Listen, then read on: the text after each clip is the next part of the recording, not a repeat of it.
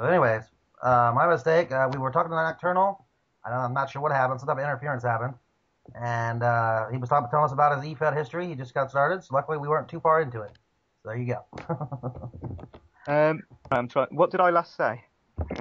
We were talking about email fed we were in. Oh yeah, that was it. Yeah, basically, cost it, every time I was online writing a promo, I didn't realise that it was costing me, X amount of money for every minute that I was online. So, you know, when the phone bill turned up, it was like, oh, better get myself a PC. So there was this UFW. I was playing a character called. Actually, before that, I was in a little fed where I was playing Sting and Vampiro as um, a tag team, which unlike me, playing those type of characters. Uh, but yeah, this UFW was me and there was a lad I know called Sam, who later on went on to be in GFed with me. If I don't think a lot of you would know him, he's a guy. He went by the character name of Adam Champion. Um, I used. He's been in a lot of my promos in the early days when I first started in back on GFed. Due to the fact, we had a tag team going. Plus, Lear Nocturnal's wife was Adam Champion's sister. So was that GFED 1.0 or what GFED was that? That was 1.0 Wow. Okay. back in the day. That was basically me and Sam. We'd had enough of this email fed because it was just too much time. It was so frustrating. You'd write a promo, send it out, and it would be like 3 weeks, and then suddenly 27 promos would come up as an email, and then the card would turn up as well. The show would turn up itself, and it was just pretty frustrating. But I was a character called Feral, which Nocturnal's probably mentioned a few times in his promos because he uses him as he was his mentor. He was basically a character based on I'd say a bit sort of Jeff Hardy cross with Raven type sort of wrestler. Which is UFW. He basically had he was the world champion there, which was quite funny because he didn't even get. It was about a tournament on the world title, and he wasn't even entered into the competition, and he won the thing. Due to the fact that I managed to persuade one of the guys that was in the final to swap places, which was quite funny at the time. Don't know how I did it, but I did. But then I discovered GFed, and me and Sam, aka Adam Champion, made our move over to there. We just happened to look through all the feds on there, and at the time, the two biggest feds at the time were the DWF, Destiny Wrestling Federation, and the TUF. I don't know if anyone remembers those. Hello, what was that? Still here. Basically they were the two biggest feds in the whole of the GFed at the time. Basically, if you think NEW and TEW in their day, Right. basically everybody stayed to their own fed in those days. It wasn't a case of you were in about 78 different feds at the same time. It was just you picked your own fed, you stayed there. As long as you got on with the guys and girls in the fed, you stayed there for its entire time. But it's like anything these days. The feds didn't last long. They came and gone. But they were the two biggest feds at the time, and they lasted the longest. And I was there going on 2 years, I think it was, feuding with quite a few people. Main ones being I've also mentioned in the past the guy called Brian Cage. He basically, me and him feuded for nearly the entire 2 years that I was there. Probably one of the best opponents I've had ever. If if I found a Fed with him back in now, I'd be there as well, because Brian Cage, I don't even know what his real name is actually, to be honest. We each of our characters fed off the other character. It just worked just right. He was more of a sort of gangster type character to Nocturnal at the time, he was the monster. If you know what I mean. It was sort of like a one-dimensional version of Nocturnal now. Back in the day, he was just sort of like the Kane or the Undertaker, that sort of thing, where he's evolved over the years. They were fun times.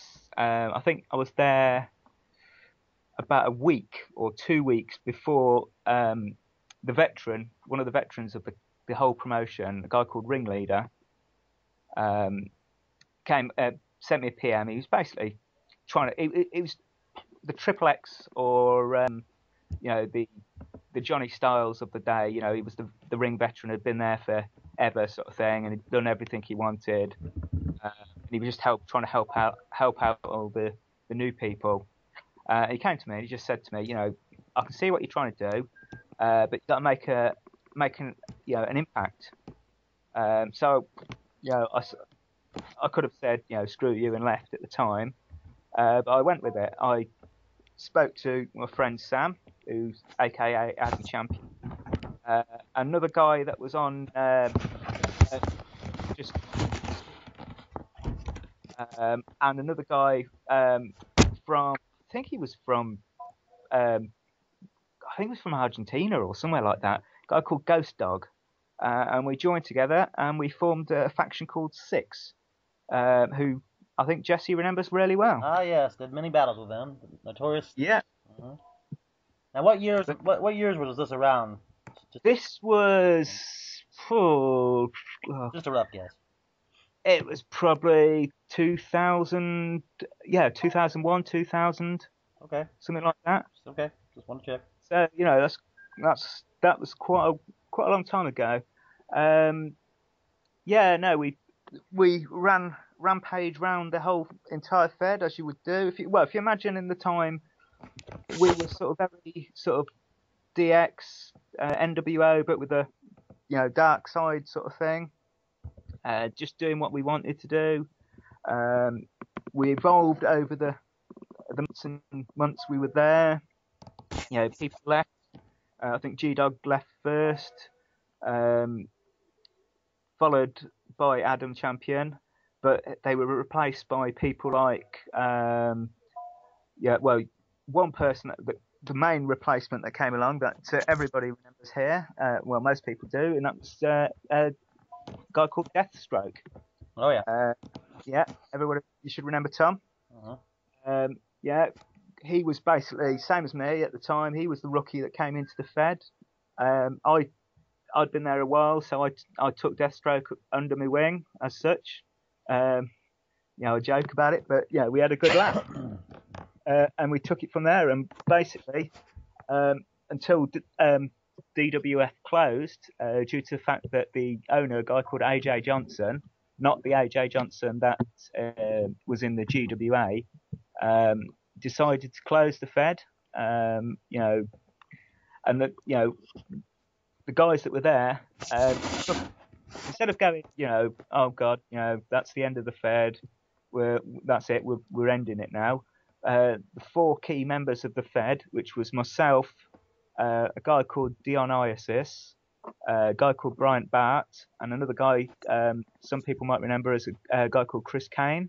Uh-huh. We all decided that was it. We're not going to end it. So we got together on Instant Messenger and all that sort of thing, and put together a plan to bring back a new Fed. And we brought back. We had a Fed called the SWA, Synergy Wrestling Alliance. Oh. And it was it was a Fed run by the people for the people. It was probably the most hectic and what's the word for it? Stressful time Fed in, because I was trying to run my characters, but we were also. It was like there wasn't a head to go. Yeah, we're doing this, we're doing that. It was like everyone was trying to do their own thing. Yeah, so it was very stressful, but it was fun at the same time. You had people like Deathstroke was still there. A guy called Bones McCoy. I don't know if you remember him. Not off the top of my head, no. He was also in. When New went to it was CWC. Yeah.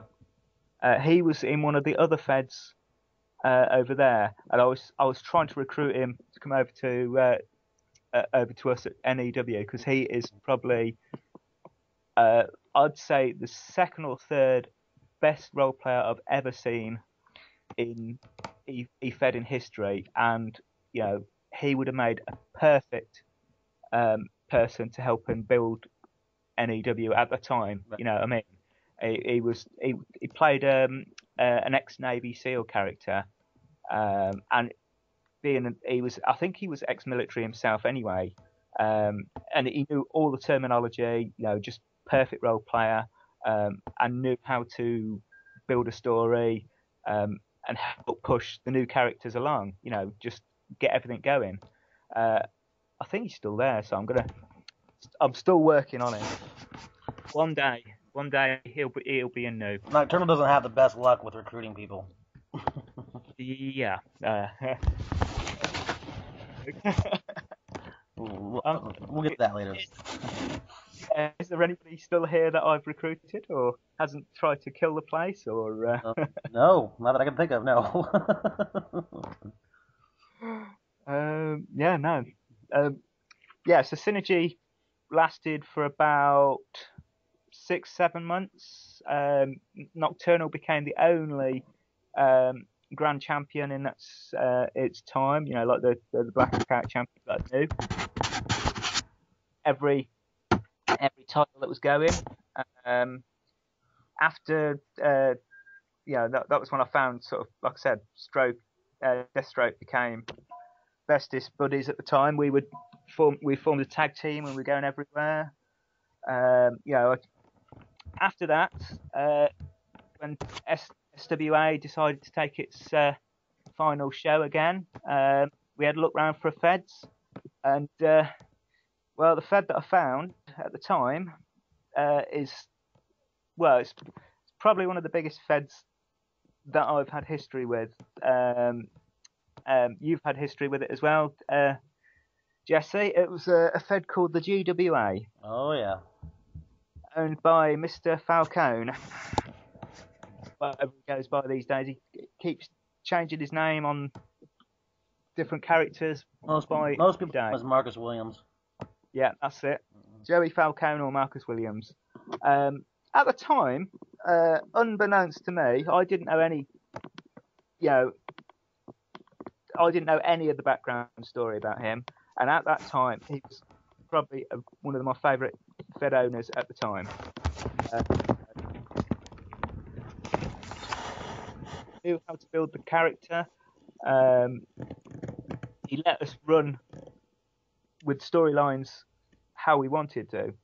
It was great times. Like I said, myself and Stroke and a few of the quite a lot of the others from the DWF days went and joined along with his guys that were there. You had people like D Money, the Dean, some of his other. I think this was before Ed and before Dan, I think. This is going back to like 2003, 2004. I was around there for a while. It was one of those things that it started to get a bit more stressful because we were doing more of the actual doing the role playing search because I didn't realise at the time that's how he sort of got his workforce to do their things for him. So that sort of that died.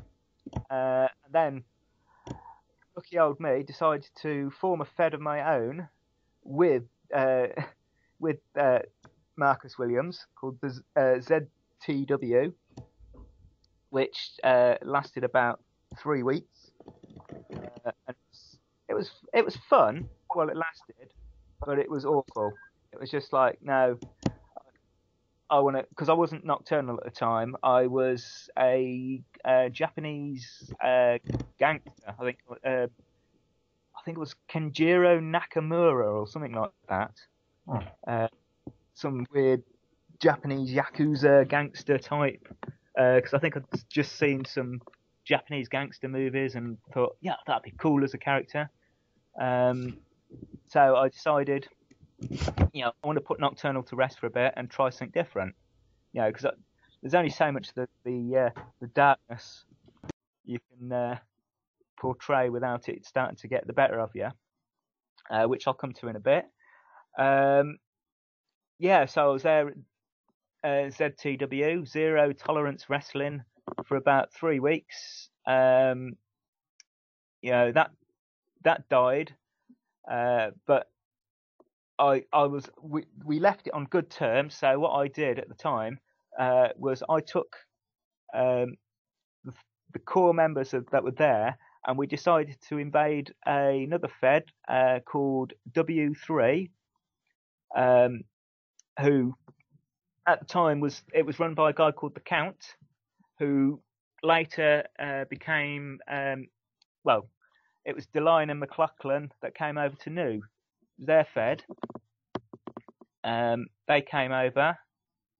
I came over to them, invaded it with Deathstroke and Bones McCoy. Brian Cage went over for a bit. It was just a lot of the guys from Six went over. We invaded that, and that's where I met Pandora, or Charity, or Aura Deadwood, whatever you want to call her, which was the beginning of our friendship. And also, I think at the time, Al Ritter was there, aka Mark Jones. This took me till probably about. Go ahead. Hello, sorry. Oh, I'm sorry. I just had my Mark Jones reflex. I was like, Mark Jones. Yeah, Mark Jones. Yeah, at the time he was there, and it was just like, this guy is very, very. What's the word for it I'm looking for? He knows how to get the right, to push the right buttons. And I thought at the time, this guy's going to be it. Because I don't know how long he'd been doing it over there, but he was one of the sort of the W3 core roster at the time. Same with a guy called Brian Hart. I won their equivalent to their world championship over there, and I think I lost it to a guy called Tricky D. In one of their big their big sort of WrestleMania style pay-per-views over there, when Brian Hart, who was my stablemate at the time, turned on me in a triple threat match with the three of us, and it was interesting times. But then decided to I'd had enough. I'd got when you get to that time of life when you decide, right, why am I still doing this? Right. I spoke to Tom, aka Deathstroke, and we worked out a way of getting me away from E-Fedding. Do a best of three matches. He won the first one, I won the second one. Third one was it was going to be a casket match, but because I wrote all three matches, decided it was going to be a buried alive match. Basically, cut a long story short, I lost the match. Got buried alive by Deathstroke, a guy called Vampmon, some of you might know as James Anderson. Oh yeah. Yeah, that was he was back over there as well. That's where I first met him as well. Uh, and a guy called Kenneth Dunn, who at the time I thought it was just some sort of their sort of tag team partner, someone in their stable that I didn't know, and then I realised afterwards that it was the Count himself, aka Delight, is his second character. So I was buried alive, and I actually, these people that say they're gonna retire, and then within 3 weeks they get the bug and they're back. I actually sold the storyline due to the fact that 2 days after I did it, my PC blew up. And I didn't replace my PC for about 4.5 to 5 years. So I was actually gone for 4.5 to 5 years. You had a long break. Yeah, very long break, refreshed everything, especially because the darkness. Well, at the time, Nocturnal was more of a sort of, like I said, he was more sort of Kane, Mankind, that sort of character, and it was all sort of in my head sort of thing, and it was just building up. So I took a break, recharged the batteries as such, and one day, I think this was about 2008. Yeah, it must have been about 2000. I was at my local library, and I still hadn't had a PC by this time. So I just went, I don't use it. I wouldn't use it. The only thing I'd use it for it was e-fedding or YouTube, that sort of thing. Right. A complete break from it. Got a life. So one day I went up the library, and I was just searching through the net, just having a look through some feds. And I went on to, I think it was GFed at the time, and it was like, this was like the last incarnation of it. 3.0? 3.0, yeah. And I was just looking through the threads and I was just seeing if there was anyone I knew on there. And this is when I spotted all the things like the GWA. And no, it wasn't the GWA at the time, it was I think it was the AWF at the time, the American Wrestling Federation. Joey, Marcus Williams had gone through so many different incarnations of the same Fed. I just happened to spot go into one of the chat rooms. I just happened to go into one of the chat rooms just to see if anyone I knew was in there. And lo and behold, Mampmon was in there, aka James Anderson. And he spotted my name. Checked it. Hello? Still here. Go ahead. I just got to mute my side real quick. My son's trying to get all up in my business. That's okay. I saw him. He sent me an email saying, "Oh my God, we thought you were dead," all this sort of thing. You just disappeared off the face of the planet. All the instant, because I used to talk to him all the time on instant messenger and all that sort of thing, and just like overnight, just disappeared completely.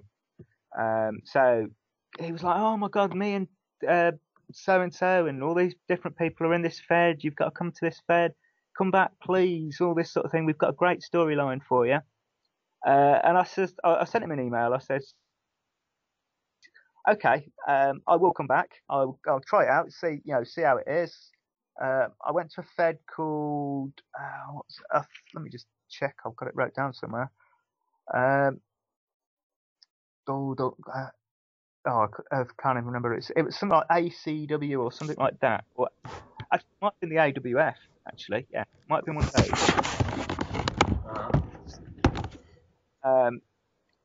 James Anderson kept it to himself. Didn't tell anyone in the Fed.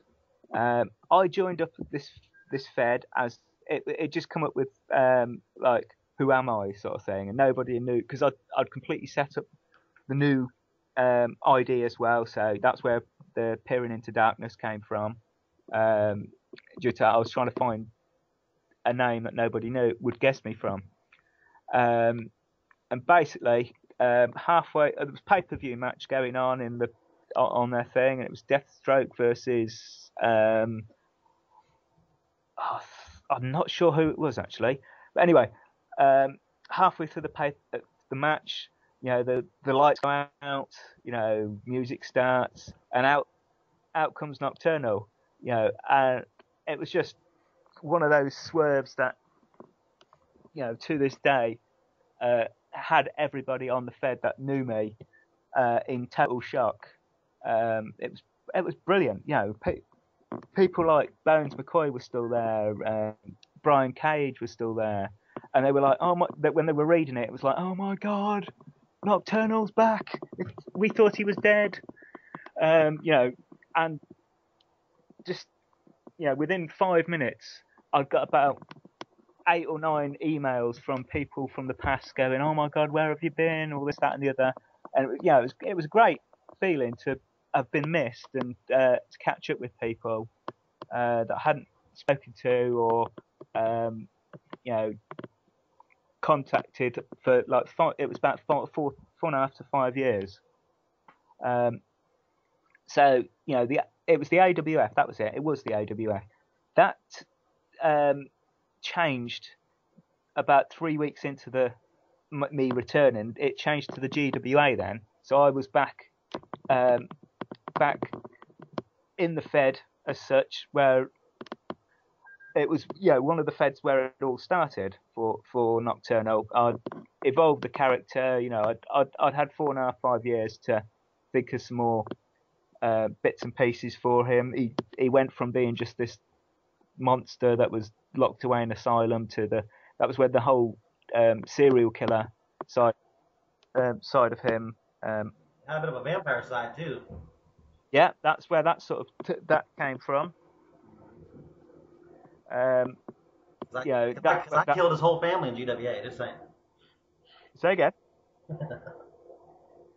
Yeah, no, I think he's died about 3 times. Lear's died twice.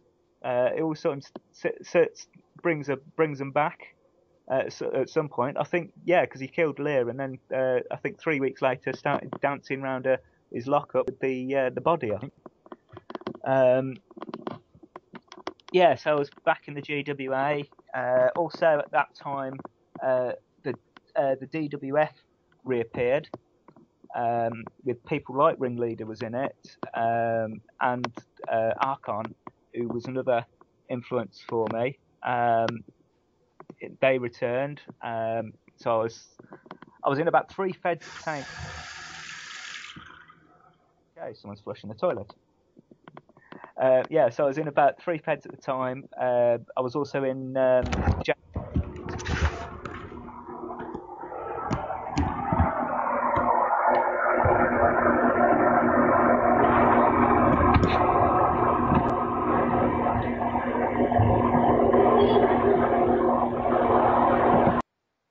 Still there?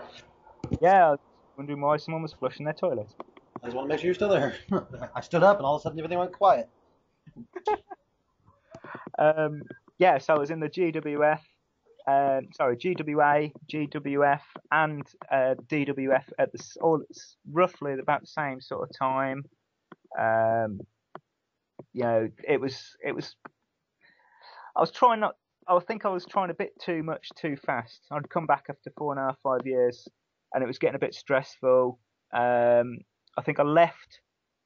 That was it. GWF closed down because James Anderson disappeared as he usually does. He'll appear for about a couple of weeks, thinking this Fed's going to be awesome, do brilliant graphics and everything like that. It's all sort of pumped up for it. Do one show and then disappear again for another 3 or 4 years. He makes a better role player than he does a Fed owner, I think. But he's a nice bloke, actually. Nice bloke. He don't live too far from me, actually. Don't go into too much detail, because I'm sure I'll bring his name up in the name game. Yeah, that's probably right. So then what was happening at this time? This was like 3.0. I was also in the GSWA, where I won the North American Championship, and I won the Golden T title. Wasn't it? Sorry? Wasn't that Golden State Wrestling Alliance? Garden State, yeah. Garden State, okay. Just want to check. That was it, what's his name, Pippin or something like that? I think it was his Fed. Not 100% sure because, like I said, that was when I was only in there for about 2 or 3 months, and then it sort of disappeared off the face of the planet. But yeah, like I said, I won 2 championships there. That's where I met Mr. Parasite, and there's a guy called D, who's in the PWA on Fed Wars at the moment. He was there, so and there was another guy called Demon, but it's not the Demon that we know from the NEW. It's a guy. He was just a GSWA original at the time.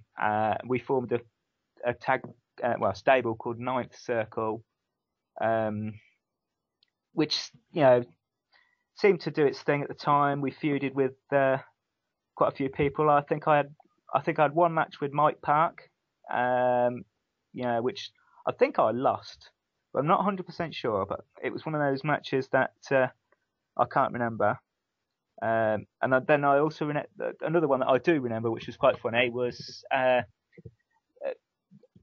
the owner of TEW had another character called John Postman or something like that. John Lloyd or John the Postman or something like that. He was in a tag team with a guy called Hammy J, which is a bit of an infamous character from G-Fed. He was in a tag team with them two were in a tag team against me and Mr. Parasite. I think both of them must have pissed off the owner at the time, due to the fact that in the match, Mr. Parasite pinned the other guy, and Nocturnal bit Hammy J's head off and spat it out, which was quite funny at the time. And then both of them were never seen in the Fed ever again. Then, I'm trying to think where we're at. Then I was in the, like I said, I was in the John the Postman Lloyd and Hammy J and all that. That was, yeah. Then basically back in the GWA stuff. By this time, the GWN had come along, which was his version. His Joey Falcone, aka Marcus Williams, version of the sort of like the network, and he'd brought in people like feds like UCW. There was another fed called AWF, and there was a fed. I can't remember. There was a fourth fed, but I can't remember what the other fed was off the top of my head. It was that fed ran by Jay Ginger. That was it. Yeah. Good. That was the one. But there was basically the 4 feds. At the time, this was the second time or the third time I'd won the GWA world title. And to be honest, at the time I was getting really bored, because I was like 19 and 0, about 16 and 0 by this time, and he kept throwing the same guys at me every time. It was just like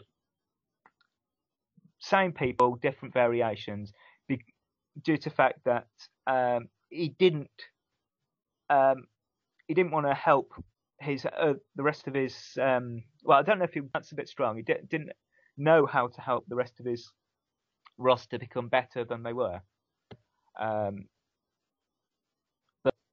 So he formed this GWN, and the original premise of it was each of the 4 feds would send one guy to for this GWN World Heavyweight title, and then each month that the champion would defend that title in one of the other feds, and it'd go around the 4 feds. At the time, I says, I'll put my name forward, I'll go for it. So it was the first match was me versus someone called Iceman. He came, I think he was in New when we first went over to Pro Boards, I think. But he was playing a different character. Texas something, I can't remember. He was a Texan. Wasn't he? but yeah, it was me versus him, because the other two characters that were representing the other feds just decided to quit that same week. So we had the match, and I won. Which was great. I was the GWA champion and the GWN champion at the same time, which was a bit hard work, because instead of me defending my GWN champion once a month at pay-per-views, I was defending it every week on the GWA shows, and sometimes on one of the other company's shows as well. Plus, I was defending my GWA title. So, some weeks I was ending up doing about 6 or 7 role plays, then writing matches as well, and segments and stuff, just to, keep the title, and also to keep the shows going. And,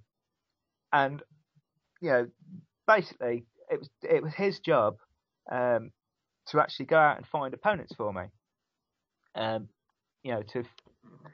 to put in these matches for these GWN title matches. And he'd come to me and he'd be like, "Oh yeah, Martin, I've just found you a guy to fight. It's going to be a guy called J Dubs." And I was like, "Yeah, okay, cool. No, I've not fought him before. Brilliant. Next month, comes to the show. He'd role play, I'd role play, and I'd look at his role play and go, yeah, it's quite a cool character. We'd have the match, I'd win. It's just the way it went, and J Dubs or whoever it was at the time would get angry, and I'd have to sort stuff out with him. I'd be like, oh, I'll tell you what, next week we'll have another match. And it got to the point where I was actually going out and recruiting people just to be in a match with me. It was like, prime example is the infamous Royal Powerhouse. It got to the point where he was going around, he was in all 4 feds. So it'd be like, right, this week you're going to represent the UCW and face me. Next week you're going to be in the AWF. You're going to face me, and then you're going to be. Is it EWA? That sounds familiar. But in JJ's fed, he'd be facing me, and it got to a point where it was a laugh joke. So then a couple of the feds fell off. So that's the infamous time when we went out and recruited the Genesis company to join the GWN, because, like I said, I knew Mr. Parasite and a few others, so with Joey and a few others had been emailing him, and managed to convince him in the end. And I don't know how the NEW became part of it.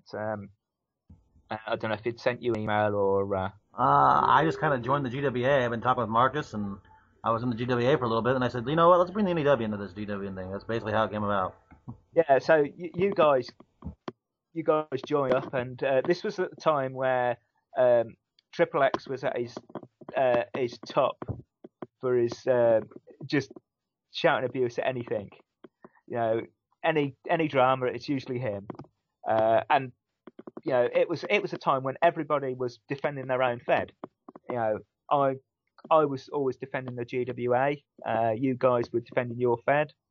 And it was that infamous weekend when I think Joey Falcone's or Marcus Williams, his computer went down or something, and the actual pay-per-view, I think it was me versus it was Al MV, and I think there was a couple of guys, one from Genesis and a guy from the UWF in it, or UFC or whatever they're called. Ed's fed. UCW. UCW, that was it. I'm no good with names like that. That's why I'm here, buddy. Yeah. But yeah, we were having that match where I actually lost the GWN title to Al, on the same pay-per-view, I think I lost my GWA championship to you. Well, that could have been a week after, actually. But Luke, when I looked at the losing the GWN title, first thing that went through my mind was yes, at about bloody time. Not because you know, I was being disrespectful for the title or thinking I just had enough. You know what I mean? You go through those periods of time when I was just being thrown this title, and I just had to keep defending it, and I wasn't happy. Same to a certain extent with the GWA one, except I was thrown into that match. I think It was a 6-way match. There was everybody in it. There was Deathstroke was in it. You were in it. It was in July. It was whatever that Independence pay-per-view was called. It was It was 6 people. Yeah. Wasn't it something like a spider cage or something like that? It was like a netting, and then we. In it. You were in it. Me, Deathstroke. That one guy. I can't think of his name off the top of my head. And there was 2 other guys in it basically, but they weren't that important because I can't think of their names. So. No, I think I actually wrote the match. Actually, I think I probably got it somewhere. But it was like I was looking at the role plays, going, that role play of mine is awful. I was looking back earlier when we had the conversation earlier about doing this tonight. I'd look back at some of my old role plays, and I was like, oh my god, these role plays are awful. How we were doing sort of in-ring promo things, and promo style wrestling promo style promos as such. Whereas I think I've evolved over the years with my storytelling, and it's more I've gone from being because I know you don't like this to a certain degree. We've had conversations with this on in the chat and stuff like that, and I've heard you on the radio where I go for more of the storyline, the story. I want to tell a story and entertain instead of it, not so much of the relevance, which I know has been holding me back. Well, I don't dislike it. Of course, if you enjoy it, do what you want to do. Of course, it can just hurt you match wise sometimes. That's all I meant. Yeah, no, I know, and as I said in chat at the time, I totally agree. There's some times when I'll just get carried away writing a story. You know what I mean? It would just be like I'm like 3,000 or 4,000 words into it and go, wait a minute, I was supposed to have a match, aren't I? So I'm having to go back through it and go, let's say add a bit of relevance here and there and stuff like that, instead of just being a story about Nocturnal's day. But yeah, so lost the GWA title, the GWN title, and at that time it was like I'd won the DWF World Heavyweight title, the infamous DWF World Heavyweight title, on the last day, the last pay-per-view they'd done. That was before I'd disappeared for 5 years. So I was like, oh, I've still got this title. What shall I do with it? And that was when the DWF sort of reformed. AJ Johnson came back. Archon came back. Ringleader came back. Also, a fake ringleader for some strange reason. We had someone pretending to be him, which was pretty weird at the time because we all thought it was him at the start, and then the real ringleader turned up. And there was like Vampon was back. It was like having all the boys back. You know what I mean? It was just like it was the good times again. That lasted about a month before all the drama started again, and we all realised why it had split up in the first place.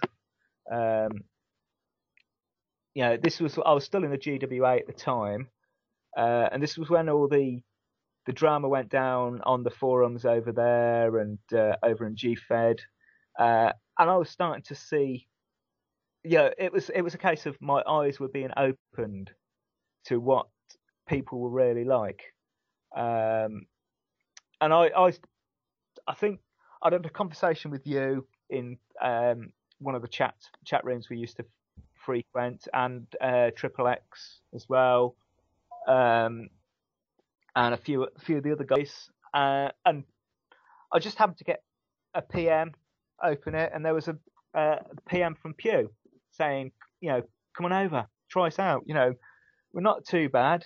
We're not as bad as everybody makes out. So I thought, okay, I'll give it a go. I'll see what's going on. So I popped over as I think this was when you were still on GFed. This was about a month before you all went over to. Was it the Pro Boards, the first one? Yeah, it was just your first little run. It was 2010, summer of 2010. You had a really weird wrestler name too. It wasn't Nocturnal at first. Yeah, no, it was. I think Johan Salo was my first one. That's it. He lasted about a week, or maybe two, because then everything kicked off again, and it was just like, it was like, I was getting PMs from Doug saying, not our Doug from GWA saying, you've got to choose your sides. You can't be in GWA and in NEW. You've got to be one or the other. And it got to the point where I basically turned around to him and I went, screw you. I've had enough of your manipulation behind scenes. I'd heard a few things back from, the boys that were in the Fed with me. Me and Tom, aka Deathstroke, basically sort of went, there's something not quite right with this guy. So I came over to NEW full time that time for a bit, as I think wasn't that when I came over as Abdul bin Hussein. Yeah, that was still on GFed. That was GFed. That was just before we moved over to Pro Board. Yep. So I was there for a little bit with him. Eventually I just sort of left GWA completely. Oh no, actually, that was when I went to UCW because GWA just closed down because of the whole GWN thing, didn't it? Marcus's computer broke again. Yeah. And then Triple X ran the show that week, and that's what got all the drama started. Marcus was saying we messed up his point system, all that stuff. We don't have to go through ring for ring, but basically Marcus just got very sour very fast, and it burned a lot of asses. So yeah, definitely. Like I said, you know me.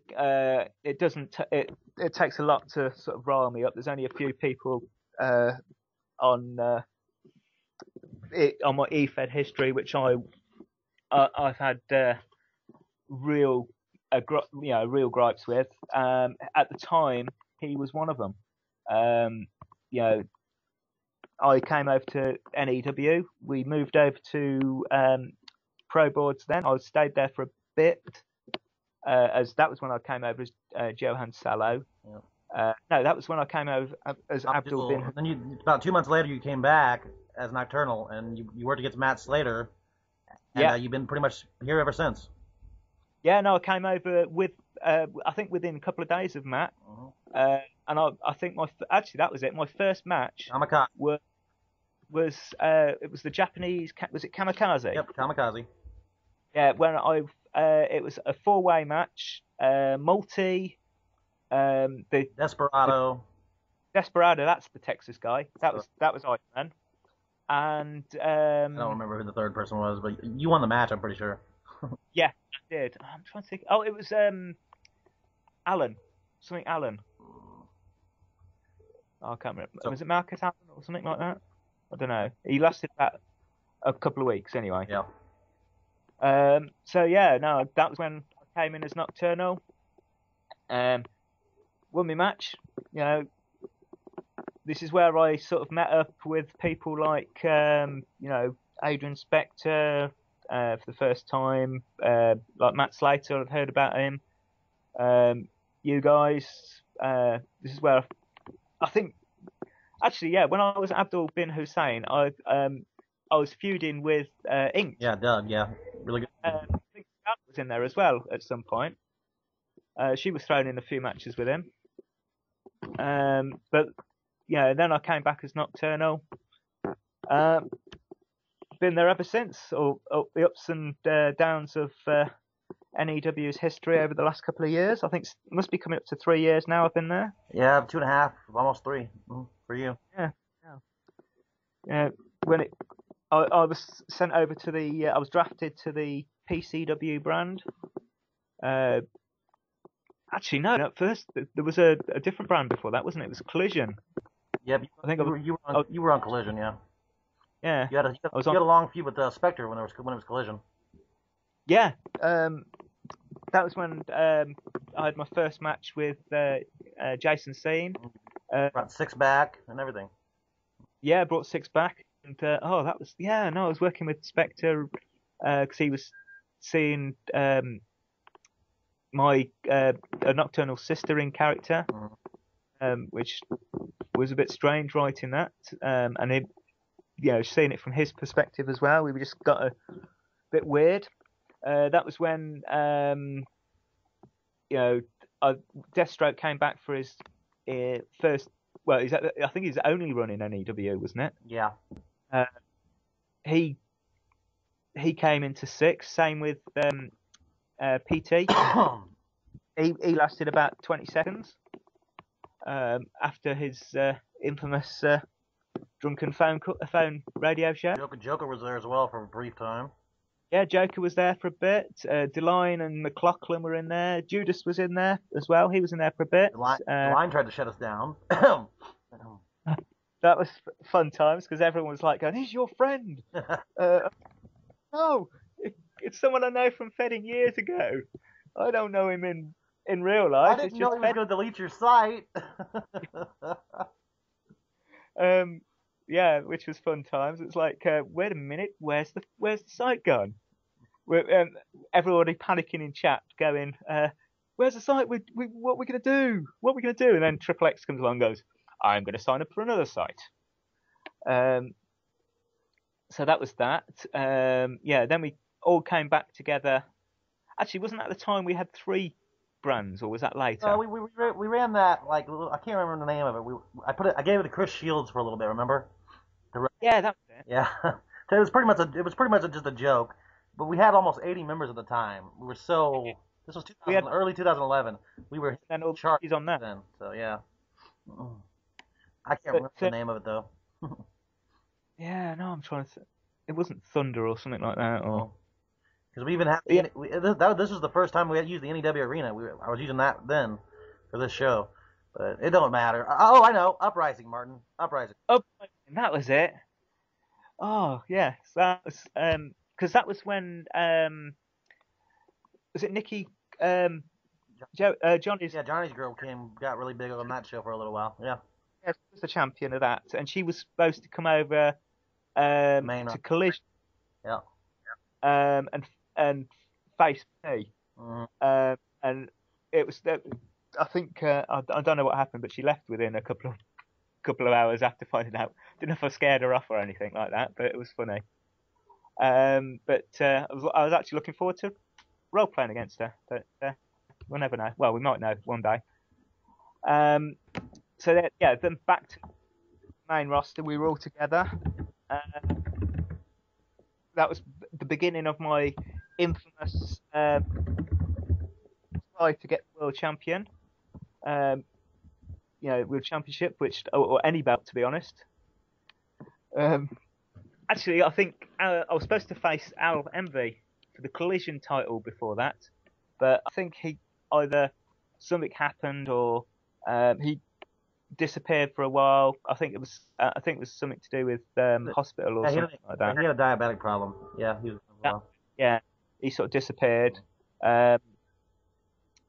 Which unlike Al, I don't know. But yeah, so we all came back to the main group together. You know, there was a load of us on there, all trying to sort of vie for the same spots. I made some good friends, hopefully. I love it. You're my boy, so you know. Yeah, definitely. Um, what happened after that? Then eventually, the Fed became too big again, Yeah. so split up into the two different shows again. September of 2011, we went to PCW, NEW brands.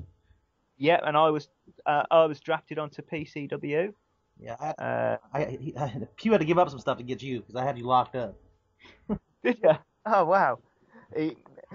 Yeah, so I went over to there, and that was basically, yeah, that was fun times with the Nocturnal character because you know, that was when I started to really begin my build to becoming sort of main event over here. When I started feuding with Johnny Styles and the crew that were over there. When the whole sort of Pandora and Nocturnal relationship sort of started, which to this day is probably one of my favourite storylines I've been involved with because you know Charity's brilliant to work with. You know, just it's just one of those storylines that was like, oh, it brought up. It was just sort of like, oh, shall we not start a storyline together? I'd known her from the past, and we'd had a laugh and joke together, and then I was in THW with her for a while on GFed, which I got to know her better. Storyline on PCW with her, and then when it evolved back into NEW, UPW, and all the other incarnations we've had through the time. Like I said, it's probably been one of my favourite storylines of all time. Yeah, so that feuded with Johnny. We got the was it the 2011 match of the year, I think. Yeah, at the end of the year, yeah, we did. Yeah, which which was such a surprise actually, because there were so many different matches that were going in that sort of incarnation of the the pole sort of thing. You know, there was like the whole War Games matches. There was also the Justice match and all that sort of thing. And it was just me and Johnny just PMing each other and in chat PCing each other, and then getting Pew involved as well, saying this is what we want to do. This is we want to get it all built up, and that feud was just brilliant in my opinion. I just loved working with Johnny at the time. We had such a blast with that. Well, in my opinion, like I said, we had such a blast building that up to what it was. And I've still I think I've still haven't beaten him. I beat him in a storyline match back in the day, when I was first coming to the crew originally. But I don't think I've actually beat him as such one-on-one. So if he ever comes back, or if he is around still, I want that match at some point. He's around, but he's not. He's supposed to be back after the New Year. Yeah, well, let him know, or if he's listening to this radio show, I want that match. But I think the thing that pushed when we went over to PCW, and I joined. That was when I got recruited to the crew with Ophelia Payne, Pandora, or Aura Deadwood as she is now, and Apathy. When there was basically, I think there was some uproar in the Fed or something about the crew being too big and too up its own arse as such. That Triple X wrote a role play that kicked basically me and the two femme fatales out of the crew, which at the time Aura and Apathy will back me up on this, saying I was so pissed off. It's the most pissed off that I've ever been. Probably one of the most pissed off that I've ever been in my Fed in history. Because we'd built up the storyline to get me and the girls into crew for like months and months and months, and then just within 2 or 3 weeks, all three of us have been kicked out of it again, just because someone had moaned about it, or in chat or something like that. I don't know the ins and outs of that side of it, but it just got me so pissed off that There had been an uproar kind of about how big it was and then everything else, and then Johnny kind of came to the conclusion that he needed to do something to take the people out, and I said, well, you better talk to everybody first. And that was the only end I knew about it, so I don't know. Yeah, no, we knew nothing about it. Basically, I just happened to be reading one of Triple X's role plays, and it was just like, wait a minute, we've just been kicked out of the crew. So at the same time, Pandora, aka Aura Deadwood, was reading the role play, and we both were in chat at the time, and we both PC each other, and we're like, wait a minute, did that just happen? And Triple X came into the chat at the time, and he's like, he drops my PC, and at the time I was so angry, so I didn't even answer him. It was that I was that angry at the time. I was just ignoring everybody, and it basically started off, and he was like, "Oh, you sound like you're so pissed off with me. I'm sorry." It was the one time I've seen Triple X in chat, sort of like, "Oh God, I've actually pissed him off."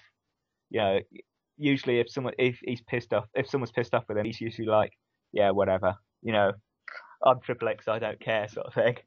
Because he is very much his character sometimes. But that, in hindsight, that was the best thing that ever happened to the character, because the anti-crew superstar was formed that night, and Nocturnal just went on to do better and better and better, through his time in PCW and NEW. I joined up with the Femme Patels. They were part of my crew as such, and no pun intended. Also, Red Rum at the time, he came in because Pew brought him in, and we became a tag team. Didn't last long because Red Rum disappeared. That seems quite a sort of thing my tag partners seem to do. Yeah, it's a trend for Red Rum, anyways. So. Yeah. Eventually we all came back to the.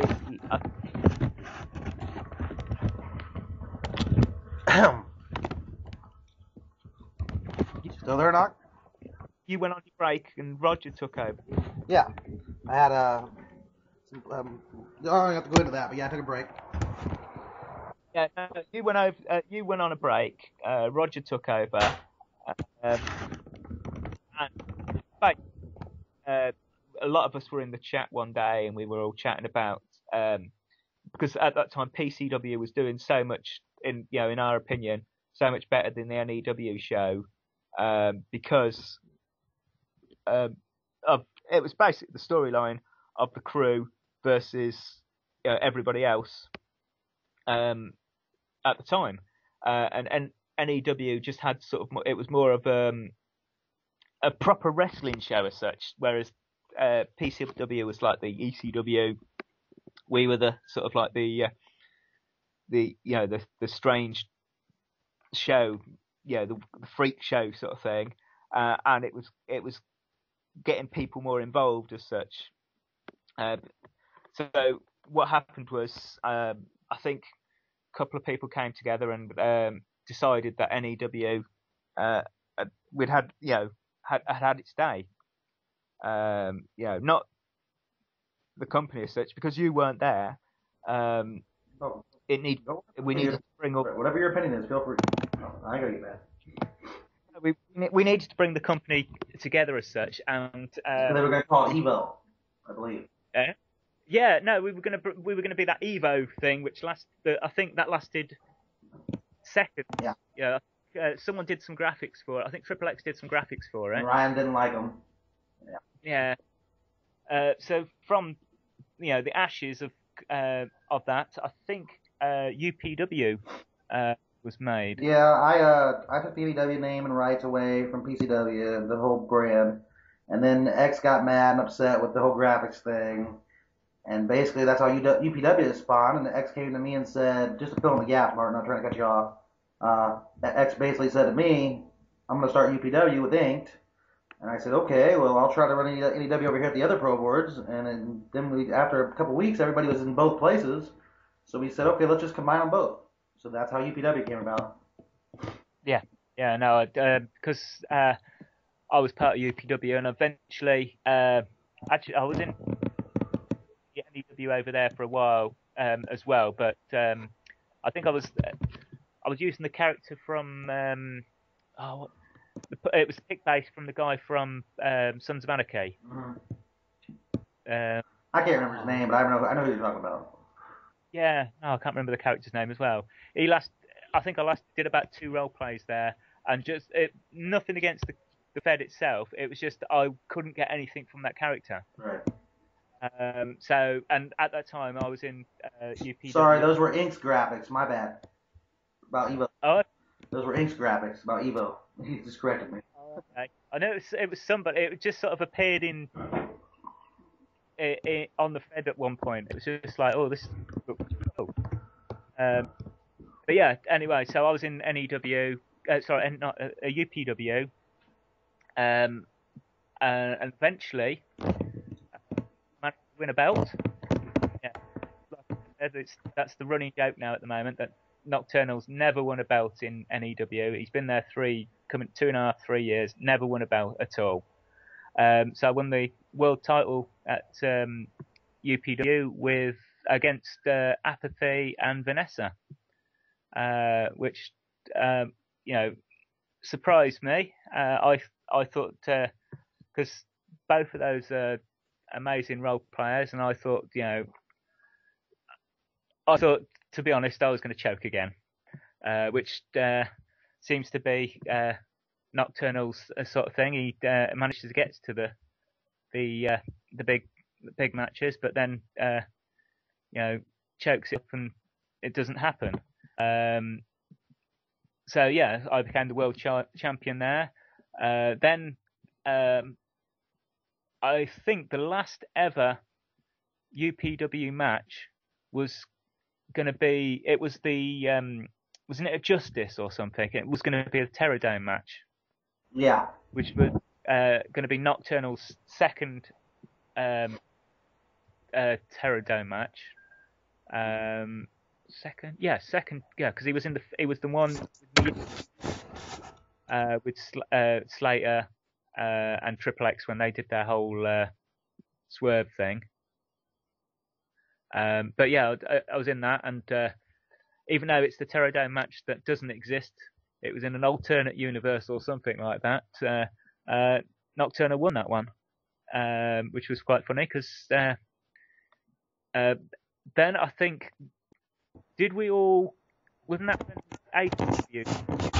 That was about the time when X drama had started again. I think I don't know. I can't remember the story. I was co-owner of the Fed, but I wasn't around a lot of the time. And X and Doug were running it, and then they decided to just say screw it and drop it basically, and we decided to take NEW to Wars. Hold on, guys.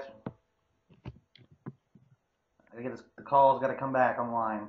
It drops once in a while. Okay.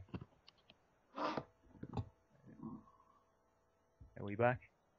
It says there's a problem with the call. Hold on while we try to call back. Okay. But we're still recording, so go ahead. Okay.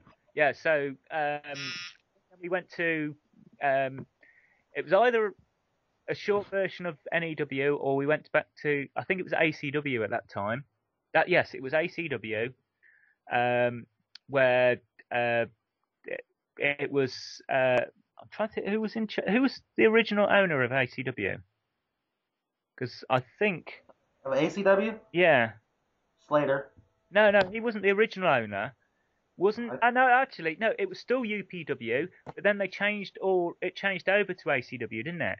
They just, yeah, well, they, X put up a thread and said, "Who wants the Fed?" Basically, and Slater was the one that he gave it to. yeah, that was it. It was UPW. Then Slater took over UPW, and it got changed everything to ACW. Um, when Nocturnal won, well, I say won because he was the UPW champion. They awarded him the ACW Ultimate Championship, um, which I was there. This was Slater's Fed, and I think Vanessa and Rhea Sarah, and I think Adrian Spector at the time were, working a lot of their behind scenes as well, sort of thing. So I was there for about 3 or 4 months, and but at the same time you'd come back and restarted up the NEW, and I was like, well, I'm in the NEW and I'm in, yeah, because that was when NEW came back onto Fed Wars then. I'm in NEW and I'm in ACW, and it's beginning to get a bit too much. So I went, I just turned around to Slater, and I turned around to, I think it was Vanessa at the time, and I just went, but I'm going to take a break from here a bit. I will be back at some point, but I don't know. I don't know when. And became back to NEW full time, which, I'm back. Like I say, I'm at the moment sort of back in the crew, but you've just suspended us all as such. You've suspended the crew name as such, so there's no more stables. Stables, everybody that's listening, not the people. Yeah. Somebody actually got that confused the other day. Did they? Wow. Well, yeah, no, look, I looked at it and went, yeah, because I put on my in my chat name, I put suspended Nocturnal, and someone, I think it was McMatteo or someone like that, came into chat and went, oh my god, why is Nocturnal suspended? No, it was Pandora. She's like, why is Nocturnal suspended? Why is he suspended? It's like, no, it's the crew, and I think you came back in with a little comment of, oh, someone hasn't read the show then. Yeah, I'm like, somebody hasn't read the show. Yeah. But yeah, I think that sort of brings where we are now. That, pretty much. I'm going to say that brings us up to date. A couple of months. Well, I think it must be about a year since we've been on Fed. No, 6 months. No, it's been about 9 months. 9 months on Fed Wars. We were sort of like at the top before. We were like, it was the anti Fed Wars brigade as such. We thought at the time it was going to be, the Mike Parks or all those guys that were sort of the anti-G Fed people at the time. It was going to be their sort of Fed as such, and lo and behold, they've all gone now, and surprised us all. And it's Fed Wars has been probably one of my most enjoyable times in Fedding at the moment, because it's so easy to do. Eventually when LAL put the paste by word button on the role playing board, which helps a lot, and it's become really enjoyable, and that it's a good community. It seems, there's a few odd people on here, but it seems to be pretty cool. But that brings us up to date. All right. I don't know if we're gonna get to the name game because time's running out on me on the 2 hours already. See, Martin, I told you it takes a while with the history. Wow. We're at like an hour and 15 minutes, but I do have questions. Go on, far away. All right, we got some questions from Inked actually right now, and I got a few too. Oh God. First, I'll start with one of my questions. I kind of went down. I had a computer go out. This is about 5 months ago, and you and Inked and Gap stepped up to the plate. I was curious how you liked running the NEW for a little while. Yeah, it was a bit stressful. I can see, a couple of times I'd come into the chat and Doug would be so stressed out. It'd be, nothing, because nothing would have been done, and he'd be like, "Oh, there's nobody role playing," all this sort of thing. And there'd be a bit of drama going on in chat, and it'd be. But other than that, there was a few people, the usual drama queens, which totally got on my nerves. Some days it was. I can see from your point of view now where certain people, it started to get to me a bit. But other than that, talking through storylines, planning matches, planning whole pay-per-views and stuff like that. It was, building up storylines. It was like, prime example, Hunter. It was me that was pushing for him to have his world title shot. I thought he'd gone dead then. But I thought at the time, the guy had been getting, he'd been on the board first role play every week, consistently. He was always there. Yes, we know he's a bit of a drama queen sometimes, but he's our drama queen as such. But it was good for me to voice and push and work with people, storylines like that. So I did have fun. I really enjoyed it. Hello? And Jesse? I'm here. I just had to mute my microphone for a second. Sorry. Anyways, the next question, if you're ready, then. Yep. I got a couple questions from PT Merciless, and then I got some more from I got a bunch from Inked. Okay. First one's from PT Merciless on Skype. What's it like to be a Cockney bastard? What the fuck? I ain't Cockney. Don't know what that even means, honestly. Cockney's like East End of London. You look up people like Lock, Stock and Two Smoking Barrels, Snatch, that sort of thing. That's Cockney. No, that's like saying to you, Jesse, that you're from New Orleans or something like that. You know what I mean? That's Johnny. Yeah, no, that's John. That's what I mean. It's I think I don't know where Gaff's from. I'm sure he's from somewhere down there somewhere. Or was it Essex? Is he in Essex? I can't. Anyway. He just moved, so I'm not sure. I can't. Yeah. Okay. Next question. All right. Next question then. Yeah, go on then. This is just a simple one. It's just him trying to promote himself, basically. Just ask him if he's going to get off his ass and join World of Walkers. Yes, I am. I saw your contract sent through to me. Trying to work out if that's the character I was going to join with, due to the fact that that's a blind Chinese wrestler. So I don't know if that was the character that I was going to join Walkers with. But if it's not, I will send you a contract request. Right. And we'll take it from there. There we go. Yeah, all right. Ink's got some interesting questions. I'll have a few more after I do his. I'm going to do his next. Cool. All right. Let me look down, find them all here a second. Okay. We're going to go with... He's got a few OOC ones, a few questions about fetting. Okay. Have you ever RP'd as a regular or normal character? Ooh. Okay. It depends what you call regular. Basically, like Nocturnal's always been the dark guy. Natalia Santiago, she was the lesbian.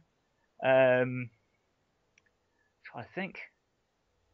Yeah, no, I have in the past. I had a guy called Xavier Blaze. It was basically like he was a cross between Triple X and Johnny Cage from Mortal Kombat sort of thing. But he was just sort of like a normal, a normal sort of wrestler type, more sort of like the Miz, that sort of thing. Okay. But it's one of those things that it has to be something that interests me. Actually, I remember I was another character in NEW. That was the normal one. That was Megumi Kudo. A Scottish one or something. Yeah, Angus McLaw. Oh no, Angus Cameron. Should know that. Yeah. My own surname. Yeah. But yeah, no, I did Megumi Kudo as well, which was the Hawaiian wrestler, female wrestler who was she lasted in New about a month or so. I think she was in a title match. Was it a TV title match with? No, Youngblood title match with Rhea Sarah. Yep. Yeah, that was interesting character. It's hard to keep up with all your characters. I know. That's why I stick with Nocturnal so long. He's been around in different incarnations for 13, 14 years. Yep. Yep. Okay. Ready for the next one then? Yep, far away. All right. This one I'm going to try to simplify a little bit because if you listed all the writers that some of your favorites, it'd probably take the rest of the hour. So, what are let's say name 10 if you can, or 5. You decide. What are some of your favorite writers on GFIT and Fed Wars? Basically, who are some of your favorite writers? Okay. Right. God, there's so many people. Like you said, there's so many different people. I love reading their stuff. Maybe throw 10 off the top of your head. I don't know. Top of my head. First one definitely has got to be Deathstroke. Yes, he's a mate and everything like that, but we worked so well together. He knew what I was thinking, I knew what he was thinking. We worked off. I loved reading his role plays because he was so much like he knew my character set as nearly as well as I did. Then there's people like Matt Slater. I like reading his role plays. Just needed a dictionary every so often to work out what he was going on about. Johnny Styles back in the day, when we were in PCW.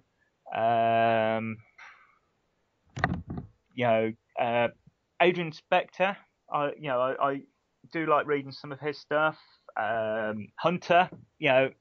He sometimes can go off on a tangent of his own, but we'll get to him in the name game. Don't worry. Okay. But but I'd say those for the moment. There are loads and loads of others, but off the top of my head, yeah. Okay. There will be a part 2, obviously, for the name game. Cool. We will be doing a part 2. Might be tonight, might be tomorrow, but we will do a part 2. I promise. Cool. All right, moving on. If you could run an angle with anyone, who would they be and why?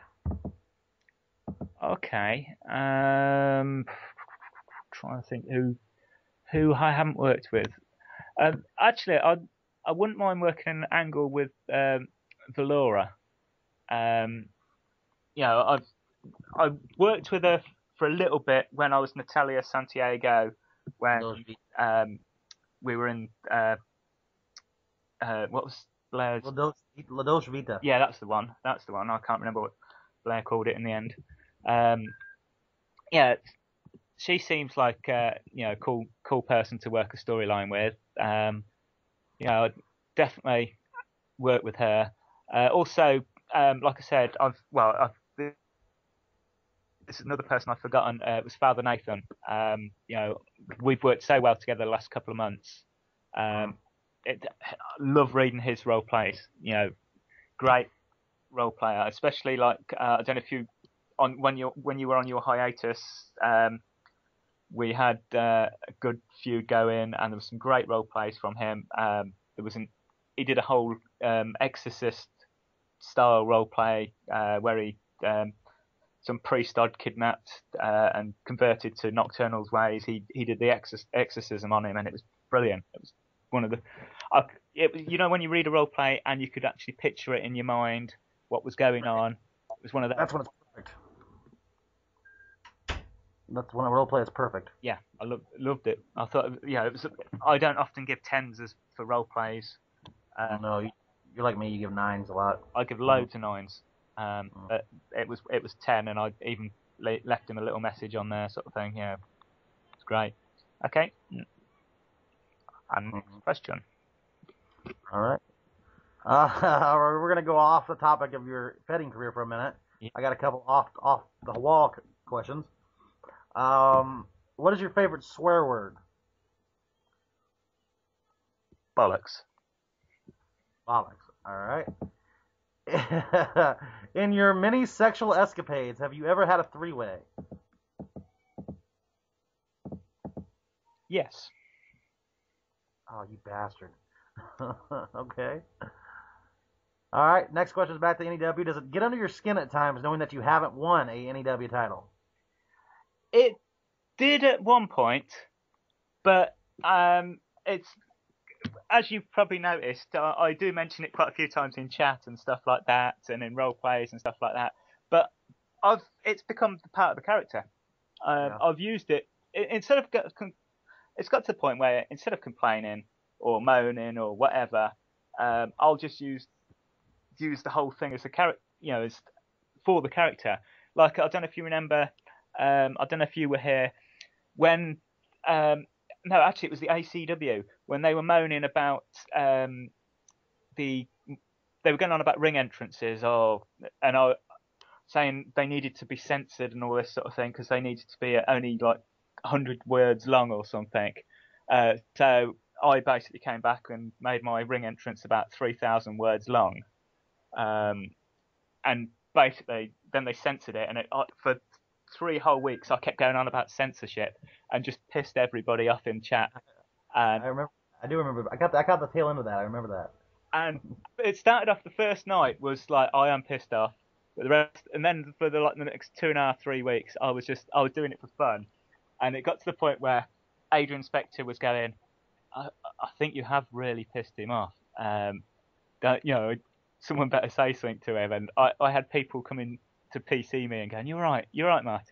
How are you doing? You feeling all right? And I'm like, the only person that knew that I was pissing around sort of about it was Pandora, because like I said, she knew my sense of humour, and she knew that I was just playing along sort of thing, and it just got worse and worse and worse.